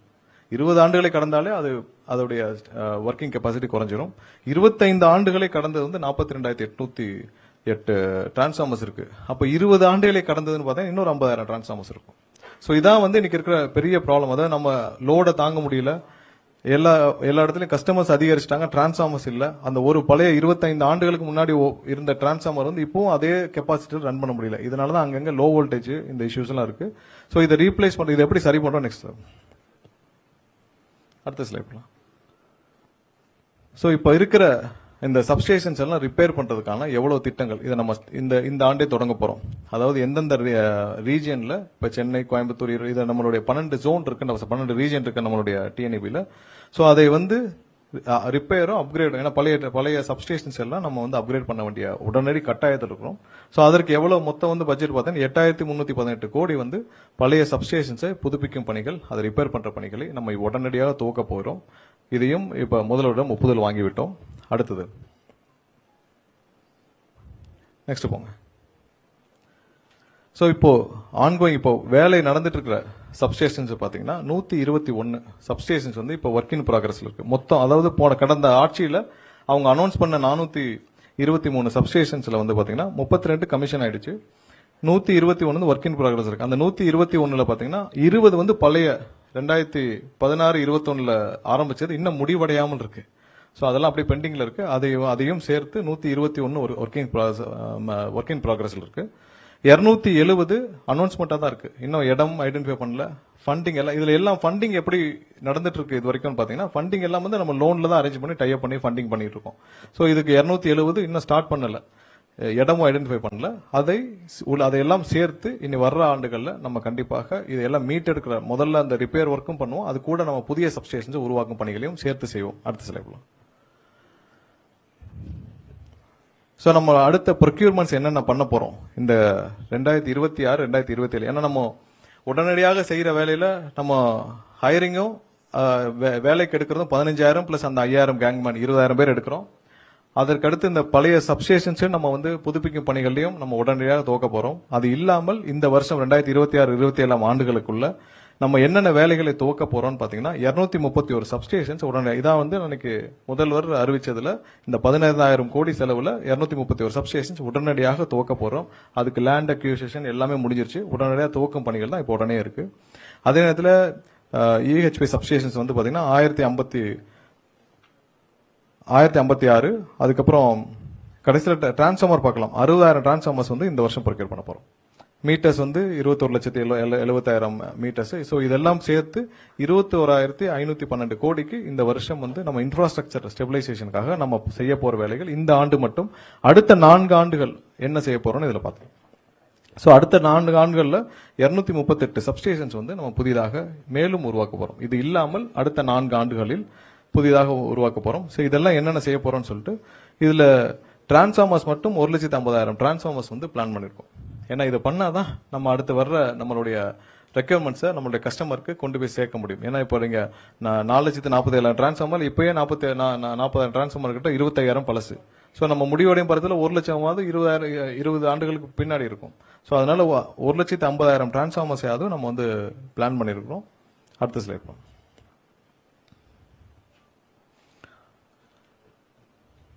ஸோ நம்ம ப்ரொபோஸ்ட் சப்ஸ்டேஷன்ஸ் எங்கெங்க பண்ணிட்டு இருக்கோம், இப்போ எங்கெங்க பிளான் பண்ணிருக்கோம், இந்த 231 சப்ஸ்டேஷன்ஸ் இருக்குல்ல அதோடைய ஸ்பிளிட் எங்கெங்க வந்து நம்ம ப்ரொபோஸ் பண்ணிருக்கோம். இப்போ நம்ம இமீடியட்டா ஸ்டார்ட் பண்ண போற ப்ரொபோஸ்ட் சப்ஸ்டேஷன்ஸ் இந்த ஆண்டு தூங்க போற சப்ஸ்டேஷன்ஸோடைய ஸ்பிளிட் அப் அந்த 231 போலாம். அடுத்த ஸ்லைட். அதை 2027 இருந்து அடுத்த 4 ஆண்டுகள்ல நம்ம எவ்வளவு சப்ஸ்டேஷன்ஸ் பிளான் பண்ணிருக்கோம்னு சொல்லிட்டு அதோடைய ஸ்பிளிட் அப், அதாவது சென்னை அந்த ரீஜன் வைஸ் நம்ம ஸ்பிளிட் அப், இதுல இடமெல்லாம் ஐடென்டிஃபை பண்ணி ஃபண்ட் எல்லாம் நம்ம லோன் டைப் தான் பண்றோம். லோன் டைப்ல இதை எப்படி பண்ண போறோம்னு சொல்லிட்டு அதுக்கான பிளானிங் மொத்தம் வந்து அடுத்த 5 ஆண்டுகள்ல 469 சப்ஸ்டேஷன்ஸ் வந்து உருவாக்கும் பணிகளை நம்ம இப்போதைக்கு திட்டமிட்டு இருக்கோம். தேவைக்கேற்ப அதிகரிக்கணும்னாலும் அப்ப தேவைக்கேற்ப அறிவிச்சுக்கலாம். பட் இப்போதைக்கு இன்னைக்கு இருக்கிற சூழ்நிலையில அட்லீஸ்ட் ஃபியூச்சரிஸ்டிக்கா நம்ம வந்து பிளான் பண்றது நம்ம 469 சப்ஸ்டேஷன் வந்து இப்போதைக்கு பிளான் பண்ணிருக்கோம். அடுத்தது இது ரொம்ப முக்கியமானது. ஏன்னா ஆன்கோயிங் நம்ம வந்து தெர்மல் ப்ராஜெக்ட்ஸ், நம்ம ஹைட்ரல் ப்ராஜெக்ட்ஸ்லாம் நம்ம இருக்கு. ஸோ இதெல்லாம் நம்ம ரொம்ப கவனிக்க வேண்டிய விஷயம். நிறைய ப்ராஜெக்ட்ஸ் வந்து பல ஆண்டுகளாக 10-15 ஆண்டுகளாக நம்ம வந்து ஆரம்பிச்சிருக்கோம். ஸோ அது எப்போ முடிக்கணும், எந்த காலாண்டு, எவ்வளவு திட்டமிடல், ஏன்னா ஒவ்வொரு அரசும் மாறி மாறி வந்த காரணத்தினால், இந்த 5 வருஷம் அந்த 5 வருஷம் மாத்தி மாத்தி வந்த காரணத்தினால் ஸோ நிறைய ப்ராஜெக்ட்ஸ் வந்து அதோடைய கண்டினியூட்டி இல்லாம போன விஷயங்கள் இருக்கு. ஸோ நீங்க எண்ணூர்ல பாத்தீங்கன்னா 2013 ஆரம்பிக்கப்பட்ட ப்ராஜெக்ட் சுமார் வந்து 9,799 கோடியில திட்டமிடப்பட்டு ஆரம்பிக்க இப்போ டோட்டல் காஸ்ட் இப்போ அடிஷ்னலா வந்து 7,252 கோடி தேவைப்படுது அந்த ப்ராஜெக்ட் முடிக்கிறதுக்கு. ஸோ அதற்கான பணியும் இப்போ விரைவாக முதல்வர் அன்னைக்கு ரிவ்யூ பண்ணிட்டு விரைவாக முடிக்கும் பணிகளை துவக்கிட்டு இருக்கோம். அதே தான் உடன்குடிக்கும் இப்போ அடிஷனலா வந்து 818 கோடி தேவைப்படுது. அதுவும் 2013ஆம் ஆண்டு ஆரம்பிக்கப்பட்டது. அடுத்த 2 வந்து நம்ம ரொம்ப பேசப்பட வேண்டிய விஷயம் என்னன்னா, இந்த இடிபிஎஸ் நம்ம இங்க தெர்மல் எக்ஸ்பான்ஷனுக்கு 2012ஆம் ஆண்டு ஆரம்பிக்கப்பட்ட அந்த ப்ராஜெக்ட் வந்து திட்டமிடப்பட்ட போது 6380 கோடியில திட்டமிடப்பட்டு அதுல வந்து 2871 கோடி செலவுகள் செஞ்சு கடந்த 2 வருஷமா அப்படியே கிடப்பில் போடப்பட்டுள்ளது. ஃபீசிபிலிட்டி இல்லை, என்ன ப்ராப்ளம்னு தெரியல, அப்படியே கிடப்பில் போடப்பட்டு இது வரைக்கும் அதுல செலவு செஞ்சது மட்டும் 2871 கோடி செலவு செய்து அப்படியே கிடப்பில் விட்டு விட்டார்கள். ஸோ அதை நம்ம எக்ஸ்பர்ட்டை வச்சு அசஸ் பண்ணி என்ன செய்யலாம்னு பார்க்கணும். அதுக்கடுத்து இந்த உப்பூர் வந்து நம்ம பேச வேண்டிய விஷயம். உப்பூரும் அதே மாதிரி தான் 2010 அந்த திமுக ஆட்சி காலத்தில் துவங்கப்பட்டது. 12,778 கோடி செலவில் திட்டமிடப்பட்டது. இப்போ வந்து பாத்தீங்கன்னா 5,920 கோடி இது வரைக்கும் செலவு பண்ணி முடிச்சிட்டாங்க. ஆனால் கடந்த 5 ஆண்டுகளாக 2021 அது ஸ்டாப்ட் இல்ல, தப்பா இருக்கு. அது 2021 அது வந்து கிடப்பு, அதுல இருந்து அப்படியே கிடப்புல கிடக்கு. அந்த உப்பூர் பிளான்ட் 5 ஆண்டுகளாக எந்த வேலையும் செய்யல, 5 ஆண்டுகள் அப்படியே கிடப்புல இருக்கு. சோ இதையும் முதல்வர் அசஸ் பண்ணி அன்னைக்கு ரிவ்யூ பண்ணி முடிச்சிட்டு உடனடியாக இதையும் முடிக்க சொல்லியிருக்கிறார். ஏன்னா இவ்வளவு செலவு பண்ணியாச்சு மக்களோட வரி பணத்தை எடுத்து. அந்த உப்பூருக்குலாம் வந்து கேட்ட வரைக்கும் அதுக்கு வாங்கின கடனும் செலுத்தப்பட்டு விட்டுச்சான். வாங்கின கடனையும் செலுத்தியாச்சு, ஆனால் அது அனைத்தும் அப்படியே கிடப்பில் போட்டு ஒரு ஓரமாக போட்டு வச்சிருக்காங்க. சோ இவ்வளவு வாங்கின கடந்த 5 ஆண்டுகள் இவங்க வாங்கின கடன், இவங்க இன்க்ரீஸ் பண்ண ரெவன்யூ, இது எதுலயும் இந்த இதுல போக்கஸ் பண்ணவே இல்லை. சோ நம்ம அடிஷனலா ஏதாவது ப்ராஜெக்ட்ஸ் பண்ணாங்களா? இல்ல. அடுத்து போங்க. சோ கடந்த இதுல ஹைடல் ப்ராஜெக்ட்ஸ்ல என்னென்ன இப்ப பம்ப்டு ஸ்டோரேஜ்ல நிறைய நம்ம ஃபோக்கஸ் பண்றோம். ஏன்னா பீக் ஹவர்ஸ் மேனேஜ்மெண்ட்டுக்காக ஃபோக்கஸ் பண்றது. அதுவும் வந்து 2016-21 ஆண்டுகள்ல ஆரம்பிக்கப்பட்டது. இந்த குந்தா ப்ராஜெக்ட்ஸும் அதே மாதிரி தான். ஸோ இதெல்லாம் திட்டமிடப்பட்டு எவ்வளவு அடிஷனல் ரெவன்யூ இப்போ தேவைப்படுது இப்போ இந்த 2 ப்ராஜெக்ட்டுக்கும். ஸோ இதெல்லாம் விரைவாக இந்த ஆட்சி காலத்தில் முதல்வரும் உத்தரவிட்டிருக்கிறார். சீக்கிரமா முடிச்சு நம்ம துவக்கும் பணிகள்ல இருக்கிறோம். ஸோ அதெல்லாம் விரைவாக ஆய்வு செய்து அடுத்தடுத்த கட்டத்தில் சீக்கிரமா முடிக்கிற வேலையில நம்ம இப்போ பண்ணியிருக்கிறோம். அடுத்தது போங்க. ஸோ இதுல ப்ரீவியஸ்ல இருக்கும். ஸோ இந்த 2லயும் பாத்தீங்கன்னா கடந்த 5 ஆண்டுகளாக எந்த புது ப்ராஜெக்டும் ஆரம்பிக்கல. இப்ப இந்த மாதிரி ஏதாவது ப்ராஜெக்ட் ஏதாவது ஹைட்ரல் தெர்மல் ஏதாவது ஆரம்பிச்சிருக்காங்களா, இனிஷியேட் பண்ணிருக்காங்களா? எதுவும் புதிதாக ஆரம்பிக்கப்படவில்லை. எதுவும் புது அனௌன்ஸ்மெண்ட்டும் பண்ணல. எல்லாம் ஐடென்டிஃபைடோட இருக்கு. பிஓ ரிலீஸ் பண்ணிருக்கு. எந்த இதுவும் புதிதாக துவங்கப்படல. அடுத்தது போலாம். சோ நம்ம கடந்த 4 வாரத்துல என்னென்ன, அதாவது எம்ப்ளாயி ரிலேட்டட்ல எவ்வளவு பேர் ஹையர் பண்றதுக்கான நம்ம வேலைகளை துவங்கி இருக்கணும்னு நம்ம சொல்லியிருக்கிறோம். அதே நேரத்துல நம்ம வந்து எவ்வளவு இன்ஃப்ராஸ்ட்ரக்சர், அதாவது எவ்வளவு சப்ஸ்டேஷன்ஸ் புதிதாக துவங்க இருக்கிறோம், அதே நேரத்தில் எவ்வளவு டிரான்ஸ்ஃபார்மர் வாங்க இருக்கிறோம், எவ்வளவு புதிதாக எல்லா எக்யூப்மெண்ட்ஸ்ல வாங்க இருக்கு, அனைத்து திட்டமிடலும் செஞ்சு அதற்கான வேலைகள் துவங்கப்பட்டு விட்டுச்சு. அது இல்லாமல் நம்ம இங்க ப்ராசஸ் ஓரியன்டா எவ்வளவு சேஞ்சஸ் நம்ம பண்ணிருக்கோம் நம்ம பாக்குறோம். அதாவது நிறைய அவுட்டேஜஸ் சொல்றாங்க, டெய்லி இவ்வளவு அவுட்டேஜஸ் போகுதுன்னு. சோ அந்த அவுட்டேஜஸ் மக்கள் அனைவரும் தெரிஞ்சுக்கொள்ள வேணும், எவ்வளவு அவுட்டேஜஸ் ஒவ்வொரு நாள் இருக்குன்னு சொல்லிட்டு. சோ அதற்காக கடந்த ஒரு வாரமாக டெய்லி டேஷ்போர்டு எவ்வளவு அவுட்டேஜஸ், அதாவது எந்தெந்த இடத்துல பவர் ஃபெயிலியர் ஆகுது, எவ்வளவு அவுட்டேஜஸ் நம்ம பப்ளிஷ் பண்ணிட்டு வரோம். சோ அதுல எவ்வளவு நேரத்துல அதை ரெக்கவர் பண்றாங்க, எந்தெந்த இடத்துல அவுட்டேஜஸ் ஆகுதுன்னு சொல்லிட்டு நம்ம பப்ளிஷ் பண்ணிட்டு வரோம். இதுவரை நான் பார்த்தவரை 52 இருந்து 55 இடங்கள் அதிகமாக அவுட்டேஜஸ் தமிழ்நாடு முழுவதும். அது எவ்வளவு நேரத்துல ரெக்கவர் பண்றதும் சேர்த்து நம்ம பப்ளிஷ் பண்ணிட்டு வரோம். அது ஒரு புது இனிஷியேட்டிவ். அதுக்கடுத்து கிரீன் ரெனியூவபிள் எனர்ஜில இந்த சோலார் விண்ட்மில் இதெல்லாம் பாத்தீங்கன்னா நம்ம அப்ளிகேஷன்ஸ் இது முன்னாடி எப்படி போயிட்டு இருக்குன்னு தெரியும். பார்ட்டி ஃபண்ட் ரொம்ப கோவம் வந்தது நிறைய பேருக்கு. சோ இந்த ரெனியூவபிள் எனர்ஜில இது வரைக்கும் அப்ளிகேஷன் கொடுத்த எல்லாருக்கும் நீங்க போய் கேட்டீங்கன்னா தெரியும் பார்ட்டி ஃபண்ட் என்னன்னு அவங்க சொல்லுவாங்க. இப்பவும் பார்ட்டி ஃபண்ட் கொடுத்துட்டு ஏதாவது கிடைக்காம இருந்துச்சுன்னா கண்டிப்பா சொல்லலாம். அவர்களுக்கு தேவையான அந்த பார்ட்டி ஃபண்ட் யார்கிட்ட கொடுத்தாங்களோ அதை வாங்கி நாங்கள் திரும்ப கொடுக்கறதுக்கும் தயாராக இருக்கிறோம். சோ அந்த பார்ட்டி ஃபண்டை கொடுத்துட்டு அதுல பெரிய சிக்கல் இருந்த துறை வந்து அந்த கிரீன் எனர்ஜில சோலார்ல. சோ அதுல ஒரு மெகாவாட்டுக்கு இதுவரை ஒரு பெரிய அளவுல 20-25 லட்சம் ரூபாய் வாங்கிட்டு தான் இது வரைக்கும் அப்ளிகேஷன் உள்ள போயிருக்கு. அப்புறம் கமிஷனிங், அந்த இடம் உங்களுக்கு ஏறது வரது எல்லாமே சேர்த்து தான் அந்த கிரீன் எனர்ஜில போயிட்டு இருந்துச்சு. சோ அதை டிரான்ஸ்பரண்டா ஆக்கும் முயற்சியாக நம்ம வந்து அதுக்கான ஒரு அப்ளிகேஷன் கிரியேட் பண்ணிருக்கோம். முதல் கட்டமாக நம்ம என்ன போறோம்னா பேட்டரி ஸ்டோர்டு போறோம். இனி வர்ற காலங்களில் முதல் கட்டமாக விரைவில் முதலுடைய ஒப்புதல் பேர்ல இது லான்ச் செய்யப்படும். முதல் கட்டமா பேட்டரி ஸ்டோர் தான் போறோம். ஏன்னா லோட் ஃப்ளோ ஸ்டடி இல்லாமல் இவர்கள் சரியாக திட்டமிடாமல் எல்லா இடத்துலயும் நிறைய கொடுத்து வச்சிருக்காங்க, சோலாருக்கும் விண்டுக்கும். சோ அதனால நிறைய இடத்துல ஹை வோல்டேஜ் நிறைய இருக்கு. அது எவ்வளவு வருது, எவ்வளவு லோடு இருக்கு, எவ்வளவு இல்லன்னு தெரியல, ரியல் டைம் டேட்டாவே இல்ல.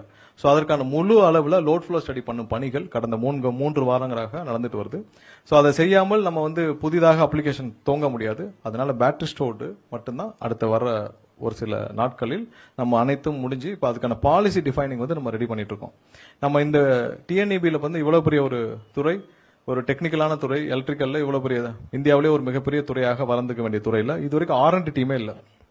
ஸோ அதனால நம்ம புதிதாக R&D டீம் ஒன்று உருவாக்கப்பட்டு நம்ம ஐஐடியோட கொலாபரேஷன் பண்ணியிருக்கோம். விரைவில் அதுக்கான கொலாபரேஷன் நம்ம சைன் ஆயிடும். ஸோ அவரெல்லாம் உள்ளடக்கி தான் நம்ம வந்து இப்போ பாலிசி டிசைனிங்ல டிஃபைனிங் பண்ண போறோம். ஏன்னா ரெனியூபிள் எனர்ஜியில் எவ்வளோ பேட்டரி ஸ்டோர் வேணும், எவ்வளோ பண்ணணும், என்ன மாதிரியான பாலிசி கொண்டு வந்து எல்லாம் டிஃபைன் பண்ணி ஒரு சில ஒரு 10 நாட்களுக்குள்ள இதை நம்ம லான்ச் பண்ணிடுவோம். ஸோ இனிமேல் வந்து ஒரு டிரான்ஸ்பரண்டா எங்கெங்கெல்லாம் நீங்க அவைலபிள் இருக்கோ நீங்க அப்ளிகேஷன் கொடுக்கலாம், எந்த பார்ட்டி ஃபண்டும் கிடையாதுன்றத திரும்பவும் கோட் பண்ணிக்கிறோம். அடுத்தது கிளவுட் ஆடிட்டிங்னு ஒரு சிஸ்டம் வந்து கடந்த 5 வருஷமா பண்ணிருக்காங்க. இது நம்ம ரொம்ப குறிப்பிட்டு சொல்ல வேண்டிய விஷயம் என்ன, இந்த கான்ட்ராக்ட் ஸ்டாஃபிங்ல கிளவுட் ஆடிட்டிங்னு ஒன்று வச்சிருக்காங்க. யார் யாரெல்லாம் வந்து கான்ட்ராக்ட் ஸ்டாஃபிங் வச்சிருக்காங்களோ அவங்க எல்லாம் வந்து ஒரு வெளியில ஒரு எக்ஸ்டர்னலா ஒரு டீம் இருக்காங்க. அந்த டீம்கிட்ட போய் இவங்க போய் பில்ஸை சப்மிட் பண்ணிட்டா அவங்க சிக்னேச்சர் பண்ணாதான் இங்க பில்லே சாங்ஷன் ஆகுது. ஆனா அவங்ககிட்ட வேலை பார்க்குற அந்த தொழிலாளர்கள், ஒப்பந்த தொழிலாளர்களுக்கு சரியான சம்பளம் போதா இல்ல, சரியா இஎஸ்ஐ பிஎஃப் கட்டுறாங்களா இல்ல. சோ சம்பளமும் போகாமல் இஎஸ்ஐ பிஎஃப்பும் கட்டாமல் எவ்வளவு பேர் 100 பேர் இருக்காங்கன்னா 100 பேர் இருக்காங்களான்ற அக்கௌண்ட் யார்ட்டையுமே இல்ல. அதெல்லாம் அந்த கிளவுட் ஆடிட்டிங்னு ஒரு டீம்ல இருக்கு. சோ இது என்னன்னா முற்றிலும் வந்து முறைகேடு செய்யறதுக்காக மட்டும் உருவாக்கப்பட்ட ஒரு பிளான் மாதிரி தான் இருக்கு. ஏன்னா நீங்க டிஎன்இபிலே இவ்வளவு பேர் இருக்கப்ப நம்மளே வெரிஃபை பண்ணி கொடுக்காம எதுக்கு கிளவுட் ஆடிட்டர்னு எக்ஸ்டர்னல் ஆடிட்டர்? நீங்க 100 பேர் வேலை பாக்குறீங்கன்னா 100 பேருக்கு கையெழுத்து நீங்க போடணும்னா 100 பேருக்கும் ஒரு பில் அப்ரூவ் பண்றதுக்கு முன்னாடி ஒருத்தரை பார்த்துட்டு வாங்கன்னு சொல்ற மாதிரி தான் இந்த சிஸ்டம் இருந்துச்சு. இது இருக்கிற நம்ம வெண்டர் மேனேஜ்மெண்ட் மீட்டிங் வச்சிருந்தோம், கடைசியா கலைவாணரங்கத்தில் வச்சிருந்தோம். அதுல பலர் இதை சுட்டி காட்டினார்கள். அடுத்த நாளே இது ரத்து செய்யப்பட்டது. சோ இப்ப இருந்து புதுசா என்ன பண்ணிருக்கோம்னா, யார் யாரெல்லாம் ஒப்பந்த தொழிலாளர் இருக்காங்களோ அவங்க அனைவரும் அவங்களுடைய எம்ப்ளாய்க்கு பே பண்ண பே ஸ்லிப், இஎஸ்ஐ பிஎஃப் அந்த முந்தைய மாதத்துக்கு இப்ப கடந்த மாதத்துக்கு இந்த மாசம் 15ஆம் தேதிக்குள்ள சப்மிட் பண்ணா மட்டும் தான் அவங்களுக்கு பில்லிங் ப்ராசஸ் ஆகுன்ற புது சிஸ்டத்தை நம்ம போன மாசத்துல இருந்து உருவாக்கி இருக்கிறோம். அது இந்த மாசத்துல இருந்து யார் யாரெல்லாம் எம்ப்ளாய் ஒப்பந்த தொழிலாளருக்கு அவங்களுடைய சம்பளத்தை அவங்க பேங்க் அக்கௌண்ட்ல கிரெடிட் பண்ணிட்டு இஎஸ்ஐ பிஎஃப் கட்டினால் மட்டும்தான் அவர்களுக்கு பில்லிங் இங்க ப்ராசஸ் செய்யப்படும். நான் நிறைய பேர் என்ன வந்து சந்திச்சாங்க, 6 மாசம் சம்பளம் வராமல் இருக்கிறாங்க. ஆனா அவங்களுக்கு முறையாக டிஎன்ஏபில இருந்து அந்த வெண்டருக்கு போயிருக்கு.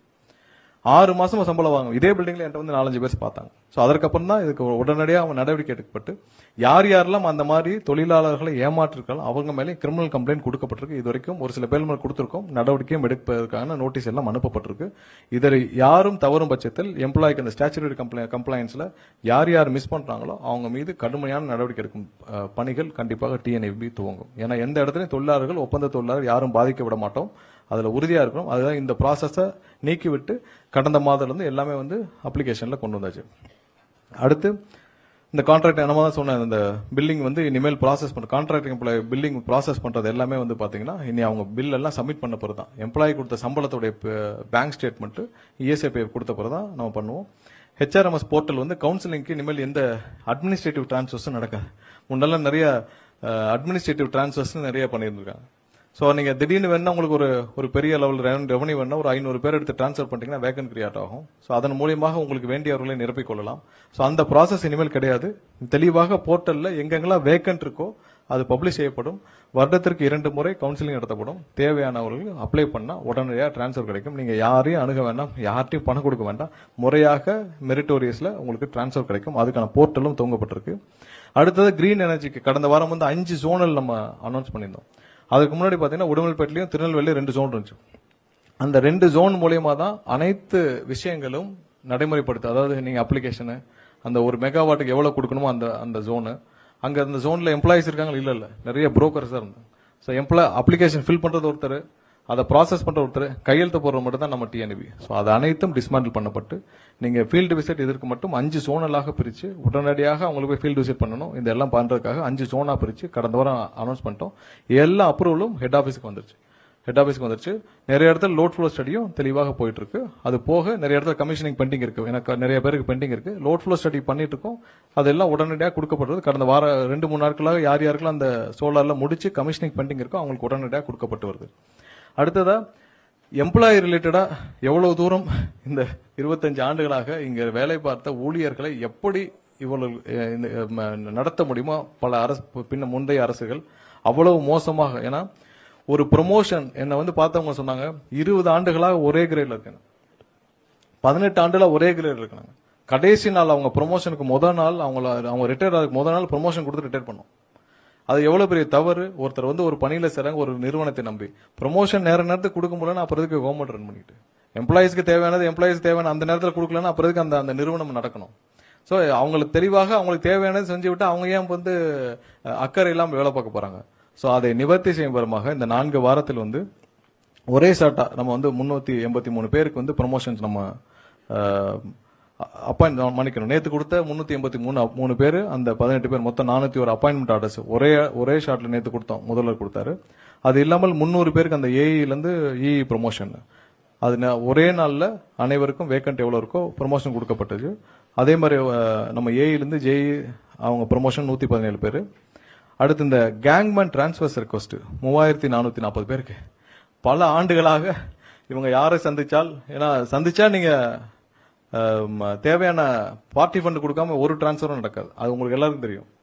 சோ 3440 கேங்மேனுக்கும் ஒரே நாள்ல அவங்க கேட்ட இடத்திற்கு டிரான்ஸ்ஃபர் வழங்கப்பட்டு விட்டுச்சு. போன 19ஆம் தேதி, ஜூன் 19ஆம் தேதி ஒரே நாள்ல அவங்க கேட்ட இடத்திற்கு பல வருடங்களாக பார்ட்டி ஃபண்ட் கொடுக்க முடியாமல் இருந்தவர்களுக்கு இனிமேல் பார்ட்டி ஃபண்ட் இல்லைன்னு சொல்லி நம்ம வந்து ஒரே நாள்ல அந்த 3440 பேருக்கும் வந்து டிரான்ஸ்ஃபர்ஸ் கொடுத்து முடிச்சிருக்கிறோம். அது இல்லாமல் இந்த 2012 பேட்ச், அப்ப இந்த ஏஇ பேட்ச் வந்து கிட்டத்தட்ட 700 பேருக்கு மேல இருக்காங்க. சோ அவர்களை வேலைக்கு எடுக்கிறப்ப ஒரு மிகப்பெரிய குளறுபடியில் எடுத்தார்கள். அவர்களுக்கான ப்ரொமோஷன்ஸ் வந்து பல கோர்ட் ஆர்டர்ல இருந்து பெண்டிங் இருக்கு. அவர்களுக்கும் நம்ம ஆல்ரெடி நோட்டிபிகேஷன் கொடுத்துட்டோம். விரைவாக முடிக்கப்பட்டு இன்னும் ஒரு மாதத்துக்குள் அவங்களுக்கும் ஒரே ஷாட்ல அந்த 700 பேருக்கும் வேக்கன்ட் எவ்வளவு இருக்கோ அதை பார்த்து ப்ரொமோஷன் கொடுக்கப்படும். இனிமேல் ஆனுவலா நம்ம எவ்வளவு ஹையர் பண்ண போறோம்ன்ற சார்ட்டும் தெளிவா பப்ளிஷ் பண்ண போறோம். இதுக்கு முன்னாடி அவங்க பப்ளிஷ் பண்ண மாட்டாங்க. இப்ப நேத்து நம்ம போட்ட 401 பேருக்கு வேலைக்கு, இதுக்கு முன்னாடி அவங்க வேலைக்கு எடுக்கிறாங்கன்னா 10 பேரா தனியா கூப்பிட்டு உங்களுக்கு வேலைக்கு எடுக்க போறோம், நீங்க பார்த்து எவ்வளவு பண்ணுங்கன்னு சொல்லி கண்ணுக்கு தெரியாமல் நியமனங்கள் நடந்துட்டு வந்தது. சோ இது இனிமேல் அப்படிலாம் கிடையாது. ஆனுவலா நம்ம பப்ளிஷ் பண்ணுவோம். அந்த பப்ளிஷ் பண்ணதுபடி அவங்க டிஎன்பிஎஸ்ல போவாங்க. மெரிட்டோரியஸா கண்டிப்பா ஹைரிங் முடியும். இப்ப இந்த நம்ம 15,000 அந்த 5,000 அப்படிதான் இருக்க போகுது. எங்கெங்க வேக்கன்ட் இருக்கோ அது தக்கனதான் ஒரே ஃபார்முலா தான் எல்லாத்துக்கும் இருக்கும். எந்த பாகுபாடும் இருக்காது. சோ அதை நம்ம பப்ளிஷ் பண்ண போறோம். எல்லாமே இந்த வர்ற காலங்கள் எல்லாமே டிரான்ஸ்பரண்டா இருக்கும். சோ இதெல்லாம் தான் இந்த கடந்த 3 வாரங்கள் இந்த அரசு, முதல்வர் அண்ணன் விஜய் தலைமையிலான அரசு உத்தரவின் பேர்ல இது நடந்த விஷயங்கள். இந்த டிஎன்இபில நம்ம எடுத்த புது இனிஷியேட்டிவ்ஸ். அடுத்த ஸ்லைட் போலாம். சோ நம்ம மொத்த கன்சியூமர்ஸ் எவ்வளவு இருக்காங்க நம்ம பார்க்கணும். ஏன்னா இதுதான் வந்து முக்கியமான விஷயம். இப்போ வரைக்கும் மொத்தமா டொமஸ்டிக்ல நீங்க 2,50,00,000 டொமஸ்டிக் கன்சியூமர்ஸ், மொத்தமா பாத்தீங்கன்னா 3,51,00,000 கன்சியூமர்ஸ் நம்ம மொத்தம் இன்னைக்கு இருக்கிற கால சூழ்நிலையில இருக்கிறாங்க. இது ஒவ்வொரு வருஷமும் எவ்வளவு தூரம் இது இன்க்ரீஸ் ஆயிருக்குன்னு பாக்குறோம். சோ நீங்க ஒவ்வொரு வருஷமும் அதாவது 2006 காலகட்டங்கள்ல 24%, 2011ல 27% இன்க்ரீஸ் இருந்திருக்கு, 2016ல 18%, 2021ல 16%, 2026ல பாத்தீங்கன்னா 14% தான் growth, கன்சியூமர்ஸ் growth. அப்ப நீங்க புது தொழில்துறை துவங்கப்பட்டது இல்ல, புதிதாக நிறைய எம்எஸ்எம்இ உருவாக்கப்பட்டதா இல்ல. ஏன்னா இருக்கிற எல்லா ஆண்டுகளையும் கடந்த 25 ஆண்டுகள்ல ரொம்ப குறைவான growth, consumer growth, end user consumer growth வந்து கடந்த 5 ஆண்டுகள்ல தான் மொத்தம் 14% தான். சோ உங்களுக்கு புது ரெவன்யூவும் வந்திருக்கு, புதிதாக நீங்க கடனும் 80,000 கோடிக்கு மேல வாங்கியிருக்கீங்க, எக்ஸ்பென்ஸும் நீங்க 50,000 கோடிக்கு மேல அதிகப்படுத்திருக்கீங்க, உங்களுக்கு எண்ட் யூசர்ஸும் அதிகம் இல்ல, அதே ஆவரேஜ் தான் இருக்கு. அந்த ஆவரேஜை விட நம்ம கம்மி. சோ அப்போ இவ்வளவு தூரம் உங்களுடைய செலவினங்கள் எல்லாம் அதிகரிச்சது, இந்த பணம் எல்லாம் எங்கே போனது தான் ஒரு கேள்வி. அதற்கான விடையும் நாமளும் அடுத்து போங்க. சோ இது ஓவரால் சம்மரைஸ், அதாவது எவ்வளவு எம்ப்ளாயிஸ் இவங்க ஓவரால் ஹையர் பண்ணிருக்காங்க 2001ல இருந்து, இந்த பழைய இதுல இருந்து மொத்த சம்மரைஸ். ஏன்னா பாத்தீங்கன்னா மொத்தமாக தெரியும் இந்த சார்ட்ல எவ்வளவு தூரம், அதாவது 2001, 2006 காலகட்டத்தில் 425 பேர் எவ்வளவு, ஏன்னா மொத்த கம்பாரிசன் பார்த்தா தான் நமக்கு தெரியும். சோ அதுல பாத்தீங்கன்னா ரொம்ப குறைவாக வேலைக்கு ஆள்கள் எடுக்கப்பட்டது 2021ல இருந்து 2026 வரை ஆண்டுகள்ல. சப்ஸ்டேஷன்ஸ் இன்ஸ்டால் பண்ணப்பட்டது 122 சப்ஸ்டேஷன் தான் இருக்கிறதுல எல்லா ஆண்டுகளையும் விட குறைவானது. அந்த டிரான்ஸ்ஃபார்மர்ஸ் 50 டிரான்ஸ்ஃபார்மர் தான், பவர் டிரான்ஸ்ஃபார்மர்ஸ் 400 டிரான்ஸ்ஃபார்மர் தான் இன்ஸ்டால் பண்ணிருக்கு. அதே நேரத்தில் டிஸ்ட்ரிபியூஷன் டிரான்ஸ்ஃபார்மர் 99,000 லைன்ஸையும் பாத்துக்கோங்க. ரெவன்யூவும் அந்த கம்பேரிசன் இருக்கு. சோ ரெவன்யூ கம்பாரிசன்ஸ் அது எப்படின்னா கடைசியா அந்த டென்யூர் இருக்கிற ஆண்டுகள், அதாவது 2005, 2006ல கடைசியாக அந்த ஆண்டுல வந்த ரெவன்யூ வந்து 16,000 கோடி, எக்ஸ்பெண்டிச்சர் 15,000 கோடி. சோ அதோடைய சர்ப்ளஸ், அதாவது கேப் வந்து மைனஸ், அதோடைய அந்த ஆண்டுக்கான நம்மளுடைய கடன் வந்து 2831 கோடி. அந்த கடைசி ஆண்டு மட்டும் பார்த்திருக்கோம். ஏன்னா அந்த ஒரு ஆண்டுன்னு பார்த்தா தான் நமக்கு அந்த கம்பாரிசன் தெரியும். 5 ஆண்டுகளுக்கு உள்ளடக்கினால் அந்த கம்பாரிசன் தெரியாதுனால இது மட்டும் ஆண்டுல போட்டிருக்கோம். மேல இருக்கிறது வந்து மொத்தம் அந்த டென்யூருக்கு போட்டிருக்கு. சோ அதுல பாத்தீங்கன்னா 2025ல 2026 வரைக்கும் நமக்கான டோட்டல் ரெவன்யூ வந்து 1,23,000 கோடியாக உயர்ந்திருக்குது. அது கடந்த முந்தைய ஆட்சி காலத்திலிருந்து பாத்தீங்கன்னா எவ்வளவு தூரம் உயர்ந்திருக்குன்னு பாக்குறோம். எவ்வளவு தூரம் எக்ஸ்பெண்டிச்சரும் செலவினங்களும், அதாவது நீங்க ஒரு டாரிஃப் இன்க்ரீஸ் பண்றோம், அந்த டாரிஃப் இன்க்ரீஸ் பண்ற பெனிஃபிட்ட மக்களும் அனுபவிக்கல, டிஎன்இபி அனுபவிக்கல. யார் அனுபவிச்சாங்கன்னா அந்த 3 அமைச்சரை தான் கேட்கணும். போன ஆட்சி காலத்துல அந்த 3 அமைச்சரை கேட்கணும். அந்த 3 அமைச்சருக்கும் சேர்த்து ஒரு நிழலா இருந்த யாரா, இல்ல அந்த குடும்பமா, இல்ல மாப்பிள்ளையா, பையனா, யாருன்னு நம்ம தான் பார்க்கணும். சோ செலவினங்களும் கூடியிருக்கு, ரெவன்யூவும் கூடியிருக்கு. அதுல கேப், அதுல கடனும் பாத்தீங்கன்னா 87,000 கோடி கடனும் வாங்கப்பட்டிருக்கு. நீங்க அதுக்கு என்ன பண்ணீங்க? வேலைக்கு ஆள் எடுத்தீங்களா? இல்ல 343 பேர் தான் வேலைக்கு ஆள் எடுத்தீங்க. சப்ஸ்டேஷன் என்ன பண்றீங்க? 122 சப்ஸ்டேஷன் தான் பண்ணிருக்கீங்க. எவ்வளவு கொள்முதல் பண்றீங்க? என்ன வந்த கொள்முதல்ல நீங்க என்ன பண்ணீங்கன்னு எல்லாம் தெரியும். டிரான்ஸ்ஃபார்மர்ல 99,000 டிரான்ஸ்ஃபார்மர்ல 44,000 டிரான்ஸ்ஃபார்மருக்கு ஏற்கனவே சிபிஐ வழக்கு தொடுத்திருக்கு. நீங்க அங்க 1,400 கோடிக்கு வாங்கின டிரான்ஸ்ஃபார்மர்ல 397 கோடி ரூபாய் நீங்கள் முறைகேடு செய்ததாக, அரசுக்கு இழப்பு ஏற்பட்டதாக அந்த ஒரு டிரான்ஸ்ஃபார்மர் ப்ரொக்யூர்மெண்ட்ல மட்டும் உங்களுக்கு கம்ப்ளைண்ட் இருக்கு. சோ மத்ததே நீங்க எந்த லட்சத்துல வாங்குனீங்கன்னு கேட்டதான் அவர்கள் வந்து புரிய வேண்டிய விதத்தில் அவர்கள் புரிய வேண்டும். ஏன்னா இவர்கள் எல்லா விஷயத்தையும் இவ்வளவு இன்க்ரீஸ் இருந்தும், இவ்வளவு டாரிஃப் இன்க்ரீஸ் இருந்தும், இன்னைக்கு ஒவ்வொரு நாளும் பொதுமக்களும் எம்எஸ்எம்இ செக்டர்ஸ், தொழில்துறையினரும் படுற கஷ்டம் எல்லாம் இந்த டிஎன்இபியோட நம்மளுடைய டாரிஃப் இன்க்ரீஸ் மூலமா தான். ஏன்னா தொழில்துறை எல்லாருக்கும் பெரிய கஷ்டம் டாரிஃப் இன்க்ரீஸ் ஆயிடுச்சு. அவங்களுக்கு ஒவ்வொரு நாளும் நிறைய கைத்தறிகள், விசைத்தறிகள், இவங்க தொழிற்கூடங்கள், எம்எஸ்எம்இ செக்டர்ஸ் எல்லாரும் படுற பெரிய துயரம். எனக்கு தெரிஞ்சு பல ஆயிரக்கணக்கான எம்எஸ்எம்இ செக்டர்ஸ் வந்து க்ளோஸ் பண்ணதுக்கு முக்கிய காரணம் நம்மளுடைய டாரிஃப் இவ்வளவு ஹைக் ஆனது காரணம். ஏன்னா அவங்களுக்கு டாரிஃப், கமர்ஷியல் டாரிஃப் எவ்வளவுன்னு அவங்களால சொல்ல முடியாது. ஏன்னா இவங்க போட்ட ப்ராசஸ்ல ஒவ்வொரு ஆண்டும் இன்க்ரீஸ் பண்றது மாதிரியான டாரிஃப் ப்ராசஸ்ல கொண்டு வந்துட்டாங்க. சோ ஒவ்வொரு ஆண்டும் பாத்தீங்கன்னா இன்க்ரீஸ் ஆகும். அதை இந்த ஆண்டு செய்ய போவது இல்லை. அது தெளிவாக குறிப்பிட்டுக்கிறோம். இந்த ஆண்டு டாரிஃப் ஹைக் இல்லை, அதற்கான கையெழுத்துகள் போட போறது இல்லை. இதை போன வருஷமே செஞ்சிருக்கலாம், அதுக்கு முந்தின வருஷம் செஞ்சிருக்கலாம். யாரு மேலேயாவது பழிய போடுறது. உங்களுக்கு தேவை ரெவன்யூ இன்க்ரீஸ் ஆகுது, அந்த ரெவன்யூ இன்க்ரீஸ் வச்சு நீங்க உங்களுக்கான எக்ஸ்பெண்டிச்சரையும் அதிகரிச்சுக்கிறீங்க, அந்த செலவினங்களை அறிவிச்சுக்கிறீங்க. யாரு கஷ்டப்பட்டானா? மக்கள் கஷ்டப்பட்டான, டிஎன்இபி எம்ப்ளாயிஸ் கஷ்டப்பட்டானா, டிஎன்இபி துறை கஷ்டப்பட்டானா, எது கஷ்டப்பட்டாலும் என்ன? உங்களுக்கு தேவையான டாரிஃப் இன்க்ரீஸ். போன வருஷமே இவர்கள் அந்த டாரிஃப் நாங்கள் செஞ்சிருக்கிறோம். முதல்வர் அண்ணன் விஜய் தலைமையிலான அரசு இந்த வருஷம் டாரிஃப் ஹைக் பண்ண போறது. இது இந்த இன்க்ரீஸ் இருக்காது. அதற்கான அனௌன்ஸ் மட்டும் இப்பயே சேர்த்து சொல்லிடுறோம். சோ டாரிஃப் ஹைக் இருக்காது.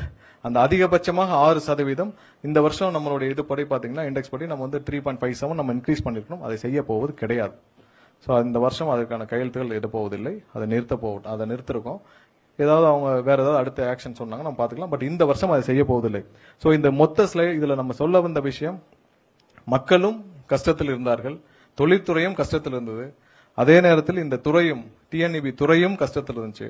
ஆனால் இந்த அரசியல் இருந்தவர்கள் மட்டும் இந்த மொத்தமும் இந்த இன்க்ரீஸ் எல்லாத்தையும் எங்க போச்சுன்றதான் நம்மளுடைய கேள்விகளா இருக்கு. அதற்கான விடையை நம்ம எல்லா இடத்துலயும் தேடிட்டு இருக்கோம். ஏன்னா எல்லாமே வந்து செலவினங்களாக காட்டப்பட்டிருக்கு. ஒவ்வொன்றும் செலவினங்களாக காட்டிருக்கு. அடுத்து போங்க. ஏன்னா புதிதாக இவங்க வந்து எந்த இதுவும் புது ப்ராஜெக்டும் ஆரம்பிக்கல. சோ இவ்வளவு தூரம் டிஃபரன்ஸ், 1 லட்சம் கோடிக்கு மேல நீங்க கடன் எல்லாம் சேர்த்தீங்கன்னா கிட்டத்தட்ட 1,80,000 கோடி கிட்ட எங்க போச்சுன்னு தான் நம்மளுடைய கேள்வி. அடுத்து மேல. சோ நம்மளுடைய இந்த ஓவரால் இதுல என்ன பண்ண போறோம் நம்ம, அதாவது நம்ம இந்த 2026-27 நம்ம அந்த 15,000 பேரை வேலைக்கு எடுக்கிறோம். அதன் மூலமாக 597 கோடி நமக்கு அதிகமான செலவுகள் ஏற்படும். கேங்மேனுக்கும் அந்த 97,000 கோடி வந்து செலவினங்கள் அதிகமா இருக்கும். நம்ம இப்ப அவங்களை வேலைக்கு எடுக்க போறோம், ப்ரொக்யூர்மெண்ட் பண்றோம். அதுக்கான மொத்த காஸ்ட் அங்க அந்த முன்னாடி ஸ்லைட் இருந்த மொத்த காஸ்ட். சோ மொத்தமாக இந்த அரசு இந்த வருஷத்தில் 49,532 கோடி நம்ம வந்து இன்வெஸ்ட் பண்ண போறோம். இது எல்லாத்துக்கும் நம்ம சப்ஸ்டேஷன்ஸ் எல்லாத்துக்கும் சேர்த்து. சோ நம்ம சொல்றோம் 49,000 கோடி நாங்க செலவு பண்ண போறோம்னா எதுல செலவு பண்ணிக்கிறோம் காட்டுறோம். நாங்க வந்து இந்த 231 சப்ஸ்டேஷன்ஸ், ஆன்கோயிங் சப்ஸ்டேஷன்ஸ் கம்ப்ளீட் பண்ண போறோம். பழைய ப்ராஜெக்ட்ஸ் எல்லாம் நம்ம முடிக்க போறோம். பெண்டிங் அந்த அடிஷனல் ரெவன்யூ தேவைப்படுற ப்ராஜெக்ட்ஸ் சேர்த்து முடிக்க போறோம். எவ்வளவு ப்ரொக்யூர் பண்றோம்னு காட்டிட்டோம். இந்த ஒரு ஆண்டு மட்டும் 49,000 இன்வெஸ்ட் பண்ணணும்னா இதை முடிக்கிறதுக்கு 2 ஆண்டுகள். ஏன்னா சப்ஸ்டேஷன்ஸ்லாம் உங்களுக்கு தெரியும் 2 ஆண்டுகள் ஆகும். இதை முடித்தாலே இன்னைக்கு இருக்கிற தேவையா, அதாவது போதுமான அளவுக்கு நமக்கு வந்து தேவையான அந்த இடையூறுகளை நம்ம சமாளிக்க முடியும். சோ இது மாதிரியான எந்த திட்டமிடலும் பழைய ஆண்டுகள்ல பண்ணல. நம்ம சொல்லியிருக்கோம் இந்த வருஷம் இதை பண்ண போறோம் 49,000 கோடின்றது நீங்க உங்களுடைய அந்த ஒரு ஆண்டுகளில் நீங்க வாங்கின செலவு, அதாவது அடிஷனல் ரெவன்யூ அந்த 69,000 கோடி, அடிஷனல் காஸ்ட் 50,000 கோடி, அது இல்லாமல் 89,000 கோடி கடன், இது எல்லாம் சேர்த்தாலே இதுல அதுல நம்ம ஒரு 25% 30% தான் இப்ப நம்ம ஸ்டெபிலைஸ் பண்றதுக்கான வேலைகளை செய்ய போறோம். அது இல்லாமல் இந்த 5 வருஷம் ஸ்டெபிலைஸ் பண்றதுக்கான 49,000 கோடி இந்த வருஷம் இன்வெஸ்ட் பண்ண போறோம். ஸோ இதுக்கு தேவையான அளவு நம்ம கடனாக தான் பெற போறோம். தேவையான இடத்துல கடன் லோன் டைப் தான் பண்ண போறோம். அதற்கு எப்படி பண்ண போறோம்னு நம்ம வர காலங்களில் திட்டமிட்டிருப்போம். ஆனால் லோன் டைப்ல தான் பண்ண போறோம். லோன் டைப்பும் ப்ராப்பரா ஸ்பெண்ட் பண்ணணும். நம்மள மாதிரி 80,000 89,000 கோடி வாங்கிட்டு புதிய இன்வெஸ்ட்மெண்ட்டும் இல்ல, புதிதாக ப்ரொக்யூர்மெண்ட்டும் இல்ல, புது சப்ஸ்டேஷனும் இல்ல, புதிதாக எந்த திட்டமும் இல்ல, புதிய வேலைக்கு எடுத்தீங்களா 343 பேரை மட்டும்தான் வேலைக்கு எடுத்துறாங்க. சோ எந்த இதுவும் ஒழுங்காக செய்யாமல் இந்த துறை இந்த இடத்திற்கு வந்ததற்கான காரணத்தை நம்ம சமாளிச்சுக்கோங்க. அடுத்த ஸ்லைட் போங்க.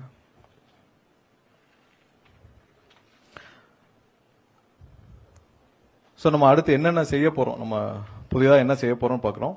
நம்ம அடிஷனல் ரெவன்யூக்காக, ஏன்னா இந்த டிஎன்இபில அடிஷனல் ரெவன்யூக்காக நம்ம இப்ப இருக்கிற எண்ட் யூசர்ஸ் வச்சு நம்ம எப்படி எவ்வளவு தூரம் 3,51,00,000 எண்ட் யூசர்ஸ் இருக்காங்க.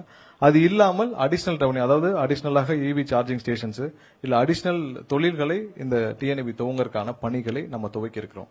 இன்னும் திட்டமிடும் வேலைகள் நிறைய இருக்கு. பட் இன்னும் ஒரு சில மாதங்களில் அதற்கான தெளிவுகள் வந்த பிறகு அதற்கான அனௌன்ஸ்மெண்ட்ஸ் இருக்கும். அதுக்கப்புறம் மற்ற என்னென்ன, அதாவது நம்ம பேட்டரி ஸ்டோரேஜ் நம்ம ஏற்கனவே சொல்லிட்டோம். பேட்டரி ஸ்டோரும் பம்ப் ஸ்டோரேஜ் நம்ம போறோம். ஸோ பேட்டரி ஸ்டோரேஜ் இப்போதைக்கு பாலிசியா நம்ம அதை மட்டும் ஓப்பன் பண்ணுவோம். ஏன்னா நம்ம நம்மளோட லோட் ஃப்ளோ எவ்வளவு இருக்குன்னு தெரியணும். ஏன்னா நம்மளுடைய மத்திய தொகுப்பு அந்த இதுல நம்ம 14,600 மெகாவாட் தான் நம்மளுடைய கொள்ளளவு இப்ப இருக்கு. அதையும் இன்க்ரீஸ் பண்ண வேண்டிய கட்டாயத்தில் இருக்கிறோம். ஸோ அதனால இப்போதைக்கு பேட்டரி ஸ்டோர் தான் போகிறோம். ஏன்னா அந்த பீக் ஹவர்ஸ் மேனேஜ் பண்றதால நம்ம அதிகமா பவர் பர்ச்சேஸ் வெளியில வாங்குறோம். ஸோ அந்த பேட்டரி ஸ்டோர் போனால் அதை சமாளிக்கக்கூடிய அளவில் இருக்கும். ஸோ அதுக்கான திட்டமிடல் துவங்கியிருக்கோம். இப்போ வர்ற அப்ளிகேஷனும் நம்ம பேட்டரி ஸ்டோர் மட்டும் தான் போக போறோம். அதற்கான பாலிசியை நம்ம ஐஐடி போன்ற வல்லுநர்களுடன் சேர்ந்து பாலிசி கிரியேட் பண்ணோம். ஏன்னா உலக அளவில் வேர்ல்டு எல்லா இடத்துலயும் என்ன பாலிசி ஃபாலோ பண்ணிருக்கோம் அந்த பாலிசியை வச்சு நம்ம கிரியேட் பண்ண போறோம். ஸோ ஒன்ஸ் பாலிசி எல்லாம் கன்ஃபார்ம் ஆன பிறகு அந்த போர்ட்டல் லான்ச் ஆயிரும். அந்த போர்ட்டல் மூலியமாக தான் இனிமேல் அப்ளிகேஷன்ஸ் டிரான்ஸ்பரண்டாக இருக்கும். ஸோ இதெல்லாம் நம்ம இப்ப இருக்கு திட்டமிட்டு இருக்கிற விஷயங்கள். இது மேலேயே சம்மரைஸ் பண்ணிருக்கோம். ஏன்னா அந்த ஷார்ட் டேர்ம் கான்ட்ராக்ட்ஸ் எல்லாம் நம்ம நிப்பாட்டிட்டு நம்ம லாங் டேர்ம் கான்ட்ராக்ட்ஸ்க்கு போக போறோம். இன்னும் எங்கெங்கெல்லாம் லீக்கேஜஸ் இருக்கோ அதை சரி பண்ணும் வேலைகளையும் நம்ம துவக்கிருக்கிறோம். ஸோ முற்றிலுமாக நீங்கள் அனைவரும் எதிர்பார்த்த இந்த வெள்ளை அறிக்கை. ஏன்னா இந்த துறை எந்த இடத்துல இருந்து ஆரம்பிச்சது, எவ்வளவு பேர் வேலை பார்த்தார்கள், எதை நோக்கி பயணிச்சிட்டு இருக்கு, இந்த துறையில என்னென்ன செய்ய வேண்டி இருக்கு நம்ம சொல்லியிருக்கோம். இந்த துறையில எல்லாம் பொதுவாக இல்ல நேத்து வரைக்கும் நல்லா இருந்துச்சு இன்னைக்கே இப்படி ஆச்சுன்ற கேள்விகளுக்கும் நம்ம விடையதுல சொல்லிடுறோம். கடந்த 25 ஆண்டுகளாக எவ்வளவு பேர் பணியாற்றினார்கள், எவ்வளவு தூரம் இந்த துறை ஒவ்வொரு இடத்துலயும் வளர்ந்துருக்கு, எவ்வளவு செய்ய வேண்டிய விஷயங்கள் நம்ம மிஸ் பண்ணிருக்கோம், ஏன் இவ்வளவு கடன் சுமை இந்த இடத்துக்கு போயிருக்கு, அதை ப்ராப்பரா இன்வெஸ்ட்மெண்ட் ஆயிருக்கா இல்ல, தேவையான ஆட்கள் எடுக்கப்பட்டாங்களா இல்ல, தேவையான அளவு இன்ஃப்ராஸ்ட்ரக்சர் இன்வெஸ்ட்மெண்ட்ஸ் நடந்திருக்கா இல்ல, தேவையான அளவு இங்க இருக்கிற பயனாளர்களுக்கு எண்ட் யூசர்ஸ்க்கு அவங்களுக்கு தேவையான பணிகளை செய்யப்பட்டதா இல்ல, எல்லாம் அதிகப்படியான செலவினங்கள் மட்டுமே செய்யப்பட்டு டோட்டலா மிஸ்மேனேஜ் பண்ணப்பட்டதோடைய விளைவாக இன்னைக்கு இவ்வளவு பெரிய கடன் சுமையோடு 2,50,000 கோடி அளவு கடன் சுமையோடு பணியாளர்களும் ஒவ்வொருத்தரும் 4 பேர், ஒருத்தர் 4 பேர் செய்யக்கூடிய வேலையிலும் செஞ்சு ஒட்டுமொத்த தமிழக மக்களும் கஷ்டப்படுற அளவுக்கு கொண்டு வந்து விட்டதற்கான விடையை நம்ம இப்ப சொல்லியிருக்கோம். கண்டிப்பா இந்த துறையை நம்ம அடுத்தடுத்த கட்டத்திற்கு மேம்படுத்துற வேலைகளை துரிதமா செஞ்சிருக்கோம். இது 4 வாரத்தில் நம்ம செய்த விஷயங்கள், நம்ம திட்டமிட்டப்பட்ட விஷயங்கள், நம்ம என்ன செய்ய போறோன்ற விஷயங்கள், இது அனைத்தும் துரிதமாக ஒவ்வொரு நாளும் 7 மணி நேரம் 8 மணி நேரம் நம்ம உட்கார்ந்து இங்க இருக்கிற நம்ம சிஎம்டி உட்பட செக்ரட்டரி உட்பட இங்க இருக்கிற அனைத்து டைரக்டர் உட்பட எம்டி எல்லாரும் சேர்ந்து ஒவ்வொரு நாளும் 7-8 மணி நேரம் நம்ம உட்கார்ந்து திட்டமிட்டு இருக்கோம். ஒவ்வொரு நாளும் அடுத்தடுத்த வே ஃபார்வர்டிங்ல நம்ம போயிட்டு இருக்கோம். கண்டிப்பா அடுத்த வர்ற ஒரு சில மாதங்களில் ஒரு சில ஆண்டுகளில் இந்த துறையை மேம்படுத்துறதுக்கான வேலைகளை முழு அளவில் ஒவ்வொரு நாளும் அதை நோக்கி தான் பயணிச்சிட்டு இருக்கோம். ஏன்னா இந்த வருஷமே 20,000 பேர் உள்ள வராங்கன்றதே ஒரு பெரிய விஷயம். அது இல்லாமல் புதிதாக எங்கெங்க நம்ம இன்வெஸ்ட் பண்ண போறோம்னு சொல்லியிருக்கோம், எந்தெந்த இடத்துல இன்வெஸ்ட் பண்ண போறோம்னு சொல்லியிருக்கோம். கம்ப்ளீட் டீடைல் லிஸ்ட் உங்களுக்கு எல்லாருக்கும் இப்போ முடிஞ்ச உடனே கையில கொடுத்துருவாங்க. என்ன இந்த டோட்டல் பிரசன்டேஷனும் இந்த வெள்ளை அறிக்கையும் எல்லாம் கொடுத்துருவோம். கண்டிப்பா இதை மேம்படுத்துறதுக்கான வேலைகள் இன்னும் ஒரு சில ஆண்டுகள், ஏன்னா இவ்வளவு தூரம் புறையோடி இருக்கிற இடத்துல நம்ம இன்னும் ஒரு சில ஆண்டுகள் பிடிக்கும். ஆனால் அதற்கான வேலையை நாங்கள் வந்தவுடன் துவக்கி விட்டோம் சொல்றது தான் இந்த மீட்டிங். இந்த வெள்ளை அறிக்கை மூலியமாக தமிழக மக்கள் அனைவரும் தெரிந்து கொள்ளிருப்பார்கள் இது இந்த துறை எந்த இடத்துல இருக்கு, எதை நோக்கி பயணிச்சுட்டு இருக்கு. இப்போ இந்த துறையை நம்மளுடைய தமிழக அரசு அண்ணன் விஜய் தலைமையிலான அரசு மட்டும் எடுக்கவில்லை என்றால் இந்த துறை இன்னும் ஒரு சில மாதங்களில் ஒரு சில வருடங்களில் முற்றிலுமாக தனியாருக்கு தாரை வார்க்கப்பட்டிருக்கும். அதை தவிர வேற வழி இல்லை. ஏன்னா இதே நிலைமையில போச்சுன்னா வேற மற்ற ஸ்டேட்டுகள் மாதிரி ஒரு 59% இல்ல 51% நம்ம யாராவது ஒரு பிரைவேட்டுக்கு கொடுத்துட்டு வேற யாராவது அம்பானி அதானி கையில கொடுத்துட்டு நம்ம தள்ளி நின்று வேடிக்கை பார்க்கக்கூடிய சூழ்நிலை உருவாகி இருக்கும். அதை கண்டிப்பாக தடுப்போம். கண்டிப்பா என்னைக்கும் உள்ள தனியார் பார்ட்டிசிபேஷன் நம்ம அலோவ் பண்ண போறதில்ல. ஜென்ரேஷன் மட்டும்தான், பவர் ஜென்ரேஷன் மட்டும் தான் தனியார் இருப்பாங்க. டிஸ்ட்ரிபியூஷன்ஸ்லயும் மற்றதுலயும் இன்ஃப்ராஸ்ட்ரக்சர்ல நம்ம தனியார் பார்ட்டிசிபேஷன் அலோவ் பண்ண போறது கிடையாது. இந்த துறையை மேம்படுத்தும் நம்பிக்கை எங்களுக்கு இருக்கு, நம்ம இந்த அரசுக்கு இருக்கு. கண்டிப்பா மேம்படுத்துறதை நோக்கி நம்ம போயிட்டு இருக்கோம். இன்னும் ஒரு சில ஆண்டுகளில் கண்டிப்பாக முழுமையாக மேம்படுத்துவோம் என்ற நம்பிக்கை முழு அளவில் இருக்குது. அதை நோக்கி தெளிவாக பயணிச்சுட்டு இருக்கோம். கண்டிப்பாக தமிழக மக்களும் இப்ப தெரிஞ்சிருப்பாங்க. எங்களுடைய அழைப்பை ஏற்று இங்க வரைய போந்த அனைவருக்கும் என்னுடைய நன்றியை தெரிவிச்சுக்கிறேன். வேற ஏதாவது கேள்வி இருக்கா?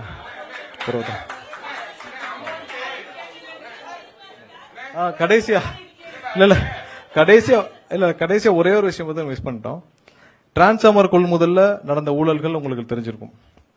அதே பேட்டர்ன்ல நம்ம தேடிட்டு இருந்த விஷயங்கள்ல கண்டக்டர்லயும் 9 டெண்டர்ல சுமார் 1028 கோடி அளவுக்கு 9 டெண்டர்ல முறைகேடுகள் கண்டுபிடிக்கப்பட்டு விசாரணைக்கு உத்தரவிடப்பட்டுள்ளது. விரைவில் வழக்கு பதிவு செய்யப்படும். 9 டெண்டர் அதே பேட்டர்ன்ல அதே இடத்துல ஒரு முறைகேடுகள் கண்டுபிடிக்கப்பட்டு அதற்கான உத்தரவுகளும் கடந்த சில நாட்களுக்கு முன்னால் கொடுக்கப்பட்டுச்சு. விரைவில் அதற்கான வழக்குகளும் தொடுக்கப்பட்டு விசாரணை நடைபெறும். அது வந்தனு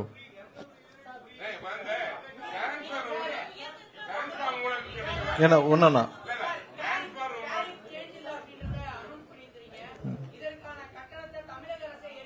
டேரிஃப், அதாவது டேரிஃப் கடந்த வருஷத்துல டேரிஃப் இன்க்ரீஸ் ஆனனால இப்ப கஸ்டமர்ஸ்க்கு, அதாவது கமர்ஷியல், அது ஹவுஸ் ஹோல்ட் டொமஸ்டிக் கஸ்டமர்ஸ்க்கு இன்க்ரீஸ் இல்லாம அந்த சுமையை அரசு ஏற்கும் சொல்லிட்டு இண்டஸ்ட்ரியல் கமர்ஷியலுக்கு அதை அப்படியே விட்டுட்டாங்க.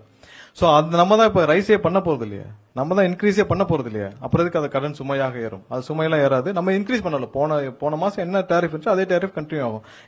இந்த வருஷத்துக்கான ஒரு டேரிஃப் சேஞ்ச் இருக்குல்ல, அந்த 3.58% அது பண்ண போறது இல்ல. கடந்த வருஷம் 3.31% பண்ணிருக்காங்க. அது பண்ணிருக்காங்க. நம்ம அந்த மாதிரி எதுவும் பண்ண போறது இல்லையா, அதை ஸ்டாப் பண்ணிருக்கோம்.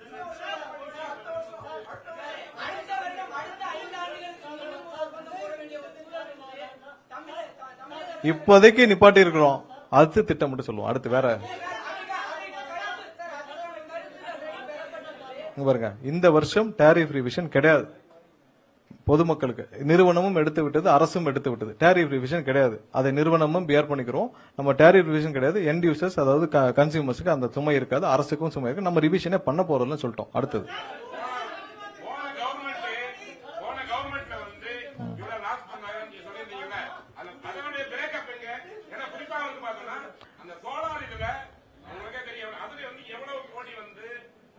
முறைகேடாக சோலார் பேனலுடைய அப்ளிகேஷன்ஸ் ப்ராசஸ் செய்யப்பட்டு முறைகேடாக ஆயிரக்கணக்கான மெகாவாட்டுகள் கொடுக்கப்பட்டது. அதோட மொத்த அசஸ்மெண்ட் எடுத்துட்டு இருக்கோம்.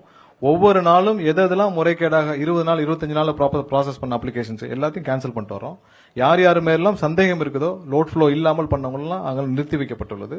ஸோ அதில் முழுசும் இது எல்லாத்துலயும் பார்த்தீங்கன்னா எங்கேயுமே டிஜிட்டல் டேட்டா இல்லை, எல்லாம் மேனுவல் டேட்டா எடுத்து அசஸ் பண்ற வேலையில அதுல கண்டுபிடிக்கப்பட்டது இந்த கண்டக்டருடைய ஊழல் எல்லாம், அந்த முறைகேடு எல்லாம், அந்த டெண்டர்ல 9 டெண்டர்ல நடந்த முறைகேடுகள் எல்லாம் அசஸ்மெண்ட் போயிட்டு இருக்கு. எல்லாத்தையும் ரிவைவ் பண்ணிட்டு இருக்கோம். மொத்தமா தமிழகம் முழுவதும் இருக்கிற அனைத்து டிஎன்ஏபியில் இருக்கிற ஸ்டாக்கும் வெரிஃபிகேஷன் பண்ணிட்டு இருக்கோம். எவ்வளவு ஸ்டாக், எவ்வளவு டிரான்ஸ்ஃபார்மர் இருக்கு, எல்லா ஸ்டாக்கும் வெரிஃபிகேஷன் கடந்த 2 வாரங்களா போயிட்டு இருக்கு. ஒவ்வொரு இடத்துலயும் அதை வீடியோ ரெக்கார்டிங் பண்ணி ஊழியர்கள் 40 டீமுக்கு மேல போட்டு ஸ்டாக் வெரிஃபிகேஷனும் பண்ணிட்டு இருக்கோம். அனைத்தும் வெரிஃபிகேஷன் பண்ணிட்டு இருக்கோம். அனைத்தும் பண்ற வேலையும் நடந்துட்டு இருக்கு.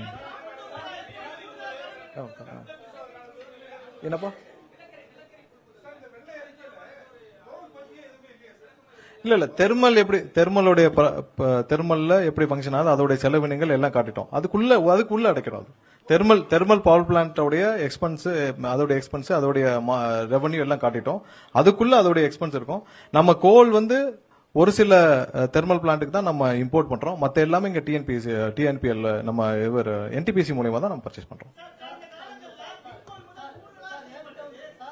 எதெல்லாம் சந்தேகம் இருக்கு அதெல்லாம் நிறுத்தி வைக்கப்பட்டிருக்கு. அடுத்தது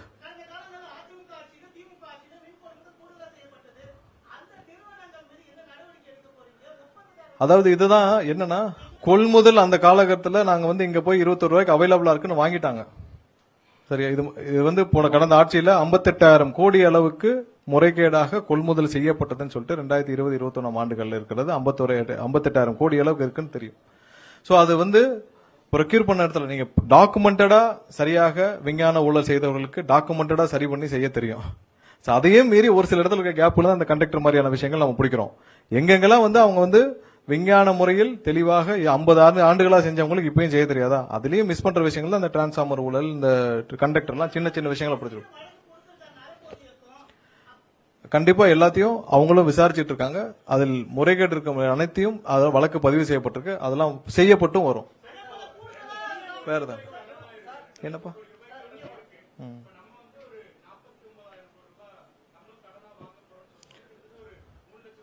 அதாவது இப்ப இருக்கிற இந்த சூழ்நிலையில கடன் வாங்காமல் நம்ம இதை சரி செய்ய முடியாது. முதலாவதா கடன் வாங்கியும் நம்ம என்ன செய்யறோம்னு சொல்றோம். இப்ப நீங்க போன ஆட்சியில 89,000 கோடி கடன் வாங்கியிருக்காங்க. என்ன செஞ்சீங்கன்னு கேட்டா மொத்தமே 5 ஆண்டுகள்ல 122 டிரான்ஸ் நம்ம சப்ஸ்டேஷன் தான் உருவாக்கணும்னு சொல்லியிருக்காங்க. நம்ம இந்த 49,000 கோடியை நம்ம எப்படி செலவு பண்ண போறோம்னு காட்டியிருக்கோம். சோ இப்போதைக்கு நம்மளுடைய மக்களுக்கு, இந்த எண்ட் யூசருக்கு, இங்க இருக்கிற தமிழக மக்களுக்கு தேவையான இந்த மின் உற்பத்தியில அவங்களுக்கு மின் பகிர்மானத்துல டிஸ்ட்ரிபியூஷன்ல ப்ராப்ளம் இல்லாம இருக்கிறதுக்கு இதை சரி பண்றதுக்கான வேலைகளை செய்வோம். அதை எப்படி யூட்டிலைஸ் பண்றோம்னு செய்வோம். அதே நேரத்தில் பேரலால நம்ம வந்து ரெவன்யூவும் இன்க்ரீஸ் பண்றதுக்கு ஆல்டர்னேட்டிவ் ரெவன்யூ சோர்சஸ் பார்க்கணும். சோ இது ஒரே ஒன்னை மட்டும் நம்ம பேஸ் பண்ணி போனோம்னா, ஏன்னா நம்ம வந்து விவசாயிகளுக்கு டொமஸ்டிக் இது எல்லாத்துக்கும் நம்ம சப்சிடி கொடுக்குறோம். சோ அது கண்டிப்பா நம்ம வந்து கண்டிப்பா இந்த அரசு அதை கடைபிடிக்கும். அதுல எந்த மாற்று கருத்தும் இல்ல. அதே நேரத்தில் ஆல்டர்னேட்டிவ் ரெவன்யூ சோர்சஸ் பார்க்காமல் நம்ம இதை மட்டும் போயிட்டே இருந்தோம்னா செலவினங்கள் அதிகமாக தான் இருக்கும். அந்த 2001, 2006, 2010 அந்த இதில் ஆவரேஜ் பாத்தீங்கன்னா ஆவரேஜா தான் இருக்கு. பட் கடந்த 5 ஆண்டுகள் இதோடைய இன்க்ரீஸ் பாத்தீங்கன்னா ரொம்ப ஹியூஜ் இன்க்ரீஸ். அதற்கான இன்ஃப்ராஸ்ட்ரக்சர் எதுவும் செய்யப்படலன்னு நம்ம சொல்லியிருக்கோம். நம்ம இப்போ வர்ற காலங்களில் இது எப்படி மீட்டெடுக்க போறோம்னு சொல்லியிருக்கோம். கண்டிப்பா நம்ம வந்து இந்த 49,000 கோடி இப்போ எப்படி செலவு பண்ண போறோம் அப்படின்னு சொல்லிட்டோம். அடுத்து வர்ற ஆண்டுகள் இந்த கடனையும் நம்ம வந்து ஒவ்வொரு வருஷமும் அந்த ரீபேமெண்ட் பிரின்சிபலி ரீபே பண்ணி தான் பண்ணிட்டு இருக்கோம். சோ அதை மீட்டெடுக்கும் வேலைகளையும் நம்ம கண்டிப்பா பண்ணுவோம். இப்பதான் இதுக்கான வேலைகள் துவங்கப்பட்டிருக்கு. இதை மீட்டெடுக்கும் வேலைகளை துவங்கும்.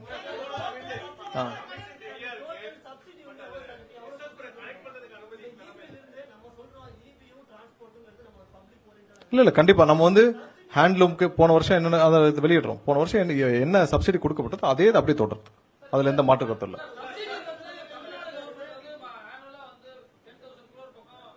அதற்கு அதை விட அதிகமாவே இருக்கு. 19,000 கோடி கிட்ட அதுக்கான ஸ்பிளிட் அப் நாங்க வெளியிடுறோம்.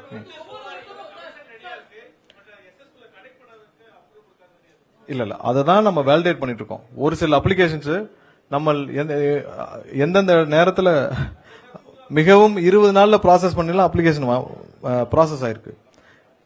குறைவான நாட்கள்ல அப்ளிகேஷன் ப்ராசஸ் ஆயிருக்கு. ஸோ அதெல்லாம் நம்ம வந்து வேலிடேட் பண்ணிட்டு இருக்கோம். லோட் ஃப்ளோ ஒரு நிமிஷம் என்னன்னா, லோட் ஃப்ளோ ஸ்டடி நம்ம பண்ணாமல் இதுக்கு மேல நம்ம கமிஷன் பண்ணோம்னா நமக்கு அங்க நிறைய டிரான்ஸ்மிஷன்ல ப்ராப்ளம் இருக்கு. அதை முறையாக பண்ணிட்டு முடிச்ச பிறகு கண்டிப்பா கொடுக்கப்படும்.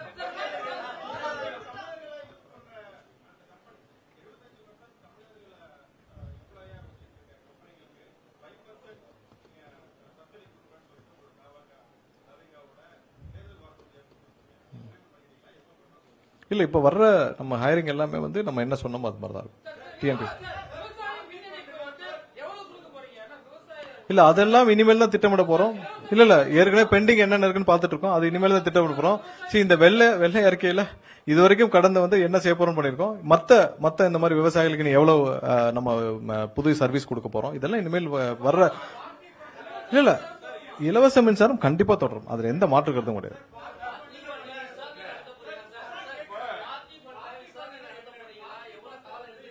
எங்கெங்கெல்லாம் முறைகேடுகள் கண்டுபிடிக்கப்படுதோ கண்டிப்பா உடனடியாக ரெஃபர் பண்ணி விசாரணை துவங்கப்படும். இப்ப இதுவும் வந்து போன வாரம் பிடிக்கப்பட்டது. உடனடியாக விசாரணை காமிச்சிட்டோம். அதுவும் வந்து இன்னும் ஒரு சில நாட்களில் வழக்கு பதிவு செய்யும்னு கேள்விப்பட்டேன்.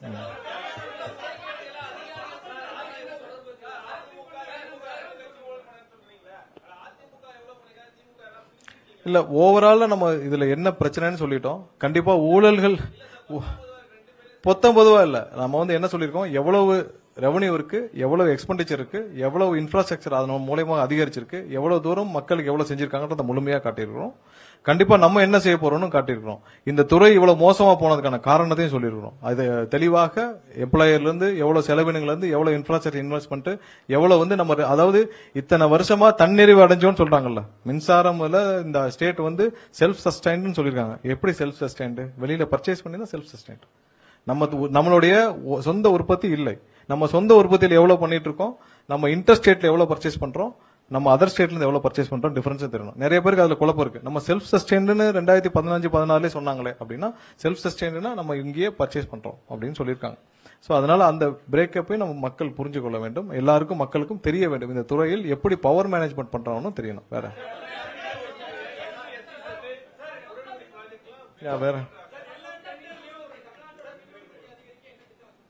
இல்ல அதுதான் இப்ப இருக்கிற ப்ராஜெக்ட் நம்ம வந்து இருக்கிற ப்ராஜெக்ட் முடிக்க போறோம். இது இல்லாமல் இந்த பவர் ரேட் இருக்குல்ல, நம்ம பர்ச்சேஸ் ரேட், இதை குறைக்கும் வேலைகள் தான் நம்ம செய்ய போறோம். ஏன்னா இதுக்கு மேல நம்ம பவர் ஜெனரேஷன்ல பேரலா நம்ம ஃபோக்கஸ் பண்ணாலும், நம்ம அந்த பீக் மேனேஜ்மெண்ட்டுக்கு, பீக் அந்த பம்ப்டு ஸ்டோரேஜ் மாதிரி பீக் மேனேஜ்மெண்ட்டுக்கு நம்ம பண்ணாலும், அதுக்கு தான் வந்து நம்ம பேட்டரி ஸ்டோருக்கு இப்போ இன்வெஸ்ட்மெண்ட்ஸ்க்கு ஜெனரேஷனுக்கு இன்வெஸ்டர்ஸ்க்கு மட்டும் தான் இப்ப நம்ம ஓபன் பண்ண போறோம். நம்ம இனி வர காலங்களில் ஜெனரேஷன் கண்டிப்பா தனியாருடைய பார்ட்டிசிபென்ட்ஸ் நிறைய கொடுக்க போறோம். ஸோ வெளியிலிருந்து நிறைய இன்வெஸ்டர்ஸ்க்கு கண்டிப்பாக ஜென்யூனா அவங்களுக்கு தேவையான வசதிகளை செய்து, அவங்களுக்கு எல்லா விதத்திலையும் உதவிகள் செய்து அவங்களுக்கு அலோவ் பண்ண போறோம். ஆனா நம்மளுடைய முதல் குறிக்கோள் இப்ப இருக்கிற அந்த பவர் பர்ச்சேஸ் ரேட் இல்ல, அந்த ரேட்டை இன்னும் குறைக்கும் வேலைகளை நம்ம செய்ய போறோம். ஸோ இதை தான் நம்ம அடுத்த நம்மளுடைய பவர் பர்ச்சேஸ்ல நம்மளுடைய டார்கெட்டா இருக்கும்.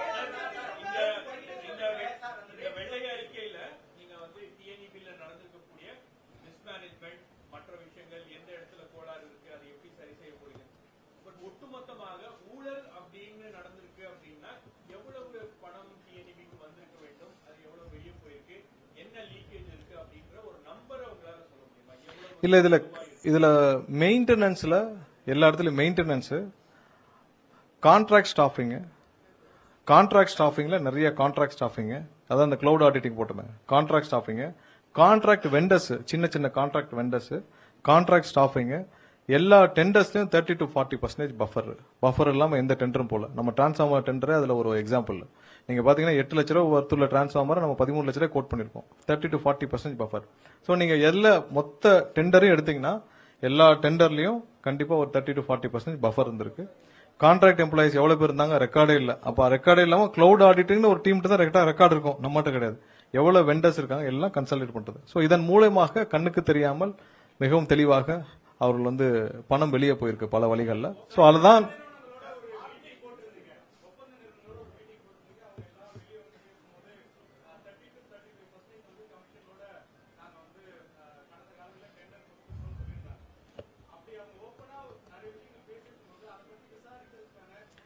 இதுவரைக்கும் யாரும் கம்ப்ளைண்ட் கொடுக்கல. அதான் இப்ப நான் முன்னாடியே சொன்னேன், யாராவது கொடுத்துட்டு கிடைக்கலன்னா கண்டிப்பா கொடுங்க, கம்ப்ளைண்ட் கொடுங்க. உடனடியாக இம்மீடியட்டா அதே நாள்ல வழக்கு பதிவு செய்து நடவடிக்கை எடுக்கப்படும். அதற்கான உத்தரவை முதல்வர் ஏற்கனவே சொல்லியிருக்காரு. நாங்க ஓபனா தான் சொன்னோம், நீங்க 25 லட்ச ரூபாய் கொடுத்து ஒரு மெகாவாட் கொடுத்து யாராவது காத்திருக்கிறீங்களா, கிடைக்கலையா, போன ஆட்சியில வாங்கிட்டாங்களா, நீங்க இல்லன்னா சொல்லுங்க, கண்டிப்பாக உங்களுக்கு தேவையான உதவி செய்யப்படும். மீட் என்ன growth percentage வச்சு பண்ணுங்க சொல்லுங்க. இல்ல ஸ்மார்ட் மீட்டர் சம்பந்தமான விஷயங்களை ஒரு தெளிவு சொல்லிக்கிறோம். ஸ்மார்ட் மீட்டர்ஸ் நம்ம போகணும்னு கேட்டேன்னா நமக்கு வந்து மத்திய அரசுல இருந்து ஒன்றிய அரசுல இருந்து நமக்கு ஒரு அழுத்தம் என்னன்னா, அவங்களுக்கு தேவையான ஒரு ஃபண்டிங் நம்ம கொடுக்கணும்னா அரசு நிறுவனங்களுக்கு மட்டும், அதாவது அரசு துறைகளுக்கு, அரசு பில்டிங்க்கு மட்டும் நீங்க ஸ்மார்ட் மீட்டர்ஸ் போகணும்ன்ற ஒரு கட்டாயம் இருக்கு. ஆனால் இந்த ஸ்மார்ட் மீட்டர் பாலிசியில நம்ம இன்னும் போதுமான முடிவுகள் எடுக்கவில்லை. அதான் இப்ப சொல்லிக்கிறோம். ஏன்னா ஒரு டெக்னாலஜி நம்ம உள்ள கொண்டு வரோம், அந்த டெக்னாலஜி அட்லீஸ்ட் ஒரு 20 years சஸ்டைன் ஆகும். இந்த டிரான்ஸ்ஃபார்மர் போட்டோம் 25 வருஷம் அந்த டிரான்ஸ்ஃபார்மர் இன்னும் ஓடிட்டு இருக்கு. சோ அது மாதிரி ஒரு டெக்னாலஜி வருதுன்னா அந்த டெக்னாலஜி வந்து அட்லீஸ்ட் ஒரு 20 வருஷமாவது இருக்கணும். இப்ப இந்த ஸ்மார்ட் மீட்டர்ஸ்ல மோடமும் சிம் கார்டோட வருது. நம்ம ஏற்கனவே இங்க சென்னையிலேயே ஒரு 1 lakh ஸ்மார்ட் மீட்டர்ஸ் இன்ஸ்டால் பண்ணிருக்கோம். சரி, இப்ப 5Gல போட்டிருக்கோம். இப்ப சிக்னல் இல்லாத இடங்களை எப்படி நம்ம மேனேஜ் பண்ண போறோம் தெரியல. அது இல்லாம வந்து ஆஃப்டர் 4 years இப்ப இசிம் வந்துருச்சு. அப்புறம் ஒரு 4 yearsக்கு அப்புறம் இந்த டெக்னாலஜி இல்லைன்னா என்ன பண்ணுவோம்? நம்ம போய் 3,51,00,000 மாத்த முடியாது. நம்ம இதை மொத்தமா இம்ப்ளிமெண்ட் பண்ணி முடிக்கிற காலங்கள் 5 to 6 வருஷம் எடுக்கும். 30,000 கோடிக்கு மேல செலவினங்கள் ஆகும். நம்ம இதுக்கு வந்து ஒரு 6,000 அசஸஸ் வச்சு எடுத்தோம்னா நம்ம மொத்த செலவே 10,000 கோடிக்குள்ள முடிஞ்சிடும் அவங்க சம்பளமே. ஸோ அதனால நம்ம இதுல இன்னும் முடிவுகள் எடுக்கவில்லை. ஏன்னா வந்து இந்த டெக்னாலஜி 5 வருஷத்துக்கு மேல 10 வருஷத்துக்கு மேல 20 வருஷம் தாக்கு பிடிக்குமா, அந்த அசஸ்மெண்ட் நம்ம முதலாவது வல்லுநர்களை வச்சு நம்ம அசஸ் பண்ணணும். ஸோ நம்ம அசஸ் பண்ணி முடிச்ச பிறகுதான் இதுல தெளிவான முடிவுகள் எடுக்க முடியும். அவங்க சொல்ற மாதிரி யாரும் அவசரப்படுற மாதிரியோ இதுல உடனடியாக, ஏன்னா நம்ம எல்லா இன்ஃப்ராஸ்ட்ரக்சர் இப்ப போதுமான சப்ஸ்டேஷன்ஸ் இருக்கா, போதுமான அளவு ஜெனரேஷன்ஸ் இருக்கா, இல்ல போதுமான அளவு லைன்ஸ் இருக்கா, எல்லாம் இன்ஸ்டால் பண்ணி நமக்கு சர்ப்ளஸ்ல இருக்கோம்னா போட்டு ஒரு 30,000 கோடியை போட்டு ஒரு ஸ்மார்ட் மீட்டர்ஸ்க்கு மாத்துன்னு சொல்லலாம். நம்ம ஆல்ரெடி ப்ளீடிங்ல இருக்கோம், இருக்கிற எம்ப்ளாய்க்கு சம்பளம் கொடுக்க முடியாம இருக்கும். ஸோ இந்த துறையை மீட்டெடுக்க வேண்டிய இருக்கும் பொழுது இந்த மாதிரியான சொபிஸ்டிகேஷன் இப்போதைக்கு இது அவசியமான யோசிக்கணும் ஃபர்ஸ்ட். அடுத்ததா இந்த ஸ்மார்ட் மீட்டர்ஸ் டெக்னாலஜி குறைந்தபட்சம் ஒரு 15 வருஷத்துக்காக இருக்கணும். இப்ப 4 வருஷங்களுக்கு சிம் கார்டு இல்ல இ-சிம் மாத்தீங்கன்னா அப்ப என்ன பண்றது? அதனால இதுல இன்னும் பாலிசி எடுக்கவில்லை. இப்ப முதலாவதாக அந்த ஒன்றிய அரசு கொடுக்கப்பட்ட அழுத்தத்தின் வாயிலாக நம்ம வந்து அந்த ஒரு 15,000 6 லட்சம் இது 6 லட்சம் பிளஸ் கவர்மெண்ட் பில்டிங்க்கு மட்டும் போறதுக்கான யோசனைகள் இருக்கு. ஏன்னா அதை வச்சுதான் அவங்களுடைய ரெவன்யூ டிஸ்ட்ரிபியூஷன்ஸ் ஒன்று இருக்கு. அதை மட்டும் நம்ம ஒரு டெஸ்டா பார்க்கலான் இருக்கோம். ஸோ அதற்கு செலவினங்கள் ரொம்ப குறைவு தான். அதை மட்டும் யோசிச்சுட்டு இருக்கோம். பட் மொத்தமாக பாலிசியாக இன்னும் அதற்கான முடிவுகள் எடுக்கப்படவில்லை. அடுத்து என்னப்பா? ஆமா இல்ல என்னன்னா கிரீன் எனர்ஜில 2 விஷயம் ப்ராப்ளம் இருக்குன்னா, சோலார் வந்து ஒரு நாளைக்கு எவ்வளவு நேரம் உற்பத்தி ஆகும்னு உங்களுக்கு தெரியும். அதுக்கு தான் நம்ம பேட்டரி ஸ்டோர்டு போறோம். நம்ம விண்டுல பாத்தீங்கன்னா வருஷத்துக்கு ஒரு 2 மாசம் விண்டு நின்றும், விண்ட் எனர்ஜி நின்றும். ஸோ நம்ம அந்த நேரத்தில் தான் நமக்கு தெர்மலும் நமக்கு வந்து மற்ற பம்ப் ஸ்டோரேஜ் இந்த மாதிரி இருக்கும். ஸோ அதெல்லாம் திட்டமிட்ட பிறகுதான் நம்ம அடுத்த லெவலில் நம்ம ஒரு டிரான்ஸ்ஃபர்மேஷன் பண்ண முடியும். ஸோ அதெல்லாம் திட்டமிடாமல் நம்ம ஏற்கனவே நம்ம இருக்கிறதையும் நம்ம குறைச்சிக்க முடியாது. ஸோ இதெல்லாம் பேரலாக திட்டமிடணும். இப்போ நீங்க 3 மணிக்கு அப்புறம் சோலார் டவுன் ஆனப்போ நம்ம என்ன பண்ணுவோம்? ஸோ அப்போதான் நம்ம அந்த பீக் அவர் மேனேஜ்மெண்ட்டுக்கு சாயந்தரம் பீக் அவர் மேனேஜ் கடந்த ஒரு 2 வாரத்துக்கு முன்னாடி பார்த்தோம் 5000 மெகாவாட் மேல வந்து சென்னை மட்டும் பீக்ல போச்சு. ஸோ அந்த டைம்ல இதை கொள்ள அளவுக்கு நம்ம வெளியிருந்து வாங்க வேண்டிய கட்டாயத்தில் இருக்கணும். உடனடியாக அந்த பீக் அவர் மேனேஜ்மெண்ட் தான் நம்ம வந்து ஷார்ட் டேர்ம் கான்ட்ராக்ட்ஸ் தான் போட்டு வாங்குறோம், நம்ம மார்க்கெட்ல போய் வாங்குறோம். ஸோ அப்பதான் வந்து 20 ரூபாய் 19 ரூபாய்க்கு வாங்குறோம். ஸோ அதையெல்லாம் சரி செய்யறதுக்கான வேலையை லாங் டேர்ம் கான்ட்ராக்ட் நம்ம போட்டுட்டு இருக்கோம். ஸோ கண்டிப்பா இதெல்லாம் பேலன்ஸ் பண்ணி நம்ம சர்ப்ளஸ் சொல்லுங்க. இல்ல ஷார்ட் டேர்ம் கான்ட்ராக்ட்ஸ் எல்லாம் குறைச்சு கொஞ்சம் கொஞ்சமா குறைச்சிட்டு லாங் டேர்ம் கான்ட்ராக்ட்ஸ்க்கு இந்த மாதிரி பீக் அவர் மேனேஜ்மெண்ட் இந்த பம்ப் ஸ்டோரேஜ் வெளியில இப்போ ஆந்திரால ஒரு சில பிளான்ட் இருக்கும், இல்ல வேற ஒடிசால ஒரு சில பிளான்ட் இருக்கும், அவங்ககிட்ட இருந்து நம்ம மொத்தமாக வாங்குறதுக்கான வேலைகள் நடந்துட்டு இருக்கு. ஒரு சில வாரங்களில் ஒரு சில மாதங்களில் அதற்கு எங்கெங்க வாங்குறோம் நமக்கு சொல்லியிருக்கிறோம். அதன் மூலமாக நம்ம அதை பேலன்ஸ் பண்ண போறோம். இந்த market purchase short term contracts நம்ம வந்து குறைக்கிறதுக்கான வேலைகளை துவங்கி இருக்கோம். இல்ல நீங்க அந்த மாதம் ஒரு முறைக்கு தான் இருக்கிற இதுலயே போய் நம்ம அசஸ்மெண்ட் பண்ண முடியல. இருக்கிற இடத்துலயே ஒருத்தர் வந்து 10 வேலையை செஞ்சுட்டு இருக்காங்க. நம்ம அசஸரே வந்து பாத்தீங்கன்னா இன்னும் 4000 பேர் கிட்ட தான் அசஸர்ஸ் இருக்காங்க. இன்னும் 4000 5000 பேர் அசஸர் தேவைப்படுறாங்க. அதனால இப்ப புதிதாக நம்ம வேலைக்கு எடுக்க போறவங்க, அதாவது ஃபீல்ட் இன்ஜினியர்ஸ்க்கு வந்து மல்டி பர்பஸ் ஃபீல்ட் இன்ஜினியர் தான் எடுக்க போறோம். அவர்கள் அசஸ்மெண்ட்டையும் சேர்த்து பண்ணுவாங்க. ஏன்னா நம்ம அசஸர்ஸ் தனியா எடுத்துட்டு பின்னாடி பாலிசி மாறிச்சுன்னா அவர்கள் என்ன செய்யறதுன்னு தெரியாம இருக்கக்கூடாது தான் மல்டி பர்பஸ் ஃபீல்ட் இன்ஜினியரா நம்ம வந்து 12,500 பேர் நம்ம எடுக்க போறோம்ல, அவங்க அசஸ்மெண்ட்டையும் சேர்த்து செய்வார்கள். ஸோ அதையும் சேர்த்து தான் பண்ண போறோம். ஸோ அசஸருக்கு நம்ம எடுத்துப்போம். எடுத்துட்டு அடுத்ததுக்காக நம்ம அதுக்கான போதுமான ஆட்களை வைத்த பிறகுதான் நம்ம அடுத்த வேலையை பார்க்க முடியும். அது வரைக்கும் இந்த டாரிஃப் மந்த்லி டாரிஃப் நம்ம யோசிக்க கூட முடியாது.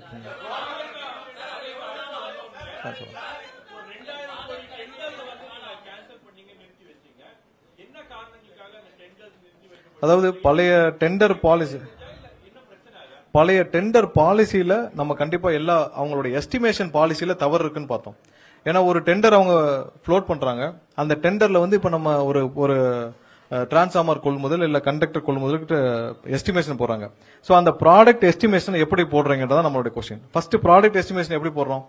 நீங்க பழைய பிஓ, அதாவது பழைய பிஓ இல்லாட்டி அதர் ஸ்டேட் ரேட்டு. சோ இதை வச்சு நம்ம ஒரு எஸ்டிமேஷன் டிஃபைன் பண்றதே தப்பு. இப்ப நம்ம இவங்க 13 லட்சம் ரூபாய்க்கு டிஃபைன் பண்ணி ஒரு டிரான்ஸ்ஃபார்மருக்கு ஃப்ளோட் பண்ணிருக்காங்க. இப்ப கேரளா இதை பார்த்து எடுத்தா என்ன ஆகும்? கேரளா வந்து நாங்க தமிழ்நாடு பிஓவை பார்த்து எடுத்தேன்னு சொன்ன மாதிரி இருக்கு. சோ அந்த பாலிசியே தப்பு. அதனால என்ன பண்ணோம்னா நம்ம வந்து 3 செப்பரேட் கமிட்டி அமைச்சிருக்கோம். நம்ம அந்த கடந்த ஒரு மாதத்துல அந்த 3 செப்பரேட் கமிட்டி வந்து தனித்தனியாக மார்க்கெட் ரேட் அசஸ்மெண்ட், மார்க்கெட்ல ஏன்னா எல்லா ப்ராடக்ட்டும் நீங்க போனீங்கன்னா ஆன்லைன்ல மார்க்கெட்ல இருக்கு. அந்த மார்க்கெட் ரேட்ல பிரைவேட் பிளேயருடைய அசஸ்மெண்ட் பண்றோம். அது இல்லாமல் ஒரு மேனுஃபேக்சரர் அசஸ்மெண்ட். இப்போ நீங்க ஒரு டிரான்ஸ்ஃபார்மருக்கு எவ்வளவு அலுமினியம் தேவை, எவ்வளவு கார்பர் தேவை, அது ஒரு மேனுஃபேக்சரரா நம்ம ஒரு அசஸ்மெண்ட் பண்றோம். அது இல்லாமல் நீங்க மதர் ஸ்டேட், மத்த பிஓ எல்லாம் 3 பேரும் சேர்ந்து தனித்தனியா அவங்க ப்ரொபோசலை போர்டுல வச்சு அவர்கள் இதுல குறைவான என்ன கரெக்டான ரேட்டோ அதை தான் நம்ம ரேட் பிக்சிங்க்கு எஸ்டிமேஷன், அதாவது ஒரு டெண்டருடைய அந்த ரேட்டு எஸ்டிமேஷனுக்கான நம்ம ப்ராசஸை கம்ப்ளீட்டா மாத்திருக்கிறோம். அதனால பழைய டெண்டர்ஸ் பெண்டிங்ல இருந்த எல்லா டெண்டர்ஸையும் நிறுத்தி வைத்துட்டு அவங்க எந்த டெண்டர் நிறுத்தல எஸ்டிமேஷனை இந்த 3 கமிட்டி மூலமாக எஸ்டிமேட் பண்ணி ஃப்ளோட் பண்ண சொல்லியிருக்கோம். இனிமேல் இருந்து டெண்டர் ஃப்ளோட் ஆக ஆரம்பிச்சிடும். இந்த 3 கமிட்டி மூலமாக எஸ்டிமேஷன் பிக்ஸ் பண்ணி அதன் மூலமாக பஃபர் வச்சிருந்தாங்களே 30% 40%. ஸோ அதெல்லாம் எஸ்டிமேஷன் தானே ப்ராப்ளம். நீங்க டிரான்ஸ்ஃபார்மரை 13 லட்ச ரூபாய் கோட் பண்றோம்னா 40% பஃபர். சோ அந்த பஃபர் இல்லாமல் 3 கமிட்டி மூலமாக தெளிவாக திட்டமிட்டு அந்த ரெவன்யூ வெளியில யாருக்கும் போகாமல் நிறுவனத்துக்குள்ளே இருக்குமாறு டெண்டர்களுடைய எஸ்டிமேஷன் பாலிசி மாத்திருக்காங்க. அனைத்து டெண்டர்களையும் ஸ்டாப் பண்ணிட்டு புதிதாக இந்த வாரத்தில் எல்லா டெண்டர்களும் புது டீம் மூலம் புது எஸ்டிமேஷன் பாலிசியோட புதிதாக டெண்டர்லாம் ஃப்ளோட் பண்ணப்படும். எந்த டெண்டர் நிறுத்தி வைக்கப்படல. என்ன இல்ல அதனாலதான் நம்ம கவர்மெண்ட் ஆபீசர்ஸ்க்கு மட்டும் தான் அந்த ஸ்மார்ட் மீட்டர்ஸ் நம்ம போறோம். மற்றபடி யோசிச்சுட்டு தான் சொல்லுவோம். அதான் சொன்னேன், நம்ம அசஸர்ஸ் இல்ல, அசஸ்மெண்ட்டுக்கு நம்ம ஆள்கள் போதுமான ஆட்கள் இல்லை இருக்கிற இல்ல. இப்ப நம்ம இதை எடுத்து முடிச்ச பிறகு 20,000 பேர் எடுத்து முடிச்ச பிறகு அவங்கள ட்ரைனிங்க்கு உள்ள வரட்டும். முதல்ல இருக்கிற டிஸ்ட்ரிபியூஷன் இருக்கிற ப்ராப்ளம சரி பண்றதுக்கான ஆட்கள் இருக்கட்டும். முதல்ல அதுக்கு அடுத்த கட்டமாக அதை பத்தி யோசிப்போம்.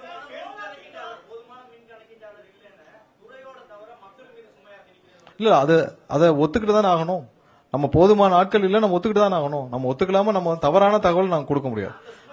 அதை சரி செய்யறதுக்கான வேலைகள் தான் செஞ்சிருக்கோம். இது வரைக்கும் அசஸர் எடுக்காமல் ஏன் வச்சிருந்தாங்கன்னு நீங்க நம்ம முந்தைய ஆட்சி காலத்தில் அவர்களுக்கான அதுல சிந்தனையும் இல்லை, இதை எப்படி செய்யணும்னு தெரியல. ஆனா அவங்களோட தேர்தல் அறிக்கையில மட்டும் வேகமா கொடுத்துட்டாங்க. அப்ப நீங்க அதை எப்படி சரி பண்ண போறீங்கன்னா அதுக்குதான் நம்ம மல்டிபர்பஸ் அசஸரா 12,500 பேர் ஒரே அந்த ஆண்டுக்குள்ள எடுக்க போறோம். அவங்க அசஸ்மெண்ட்டையும் சேர்த்து பண்ணுவாங்க. வர இந்த ஆண்டுகளுக்குள்ள எடுத்து முடிக்கிறதுக்கான வேலைகளை தான் நம்ம துவக்கி இருக்கிறோம். டிஎன்பிஎஸ்சி வழியாக நேர்மையாக, நியாயமாக, தெளிவாக, டிரான்ஸ்பரண்டாக இப்ப எப்படி நேற்று நியமனம் நடந்தது 401 பேர், அதே மாதிரி எந்த ஒளிவு மறைவு இல்லாமல் நியமிக்கப்படுவார்கள்.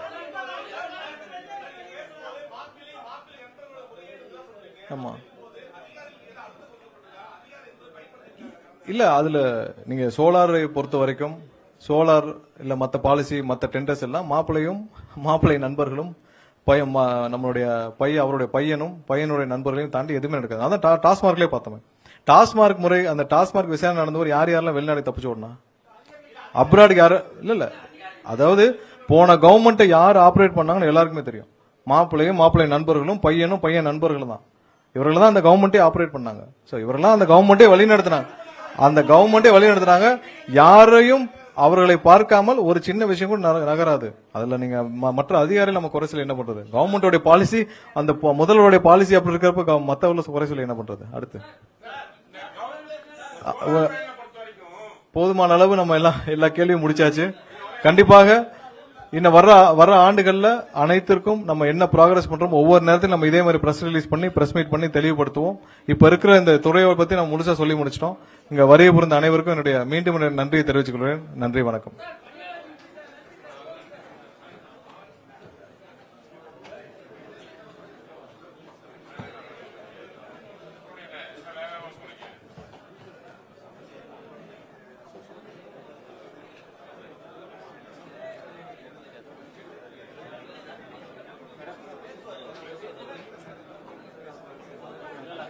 சார் தினமலர் சார் உங்களா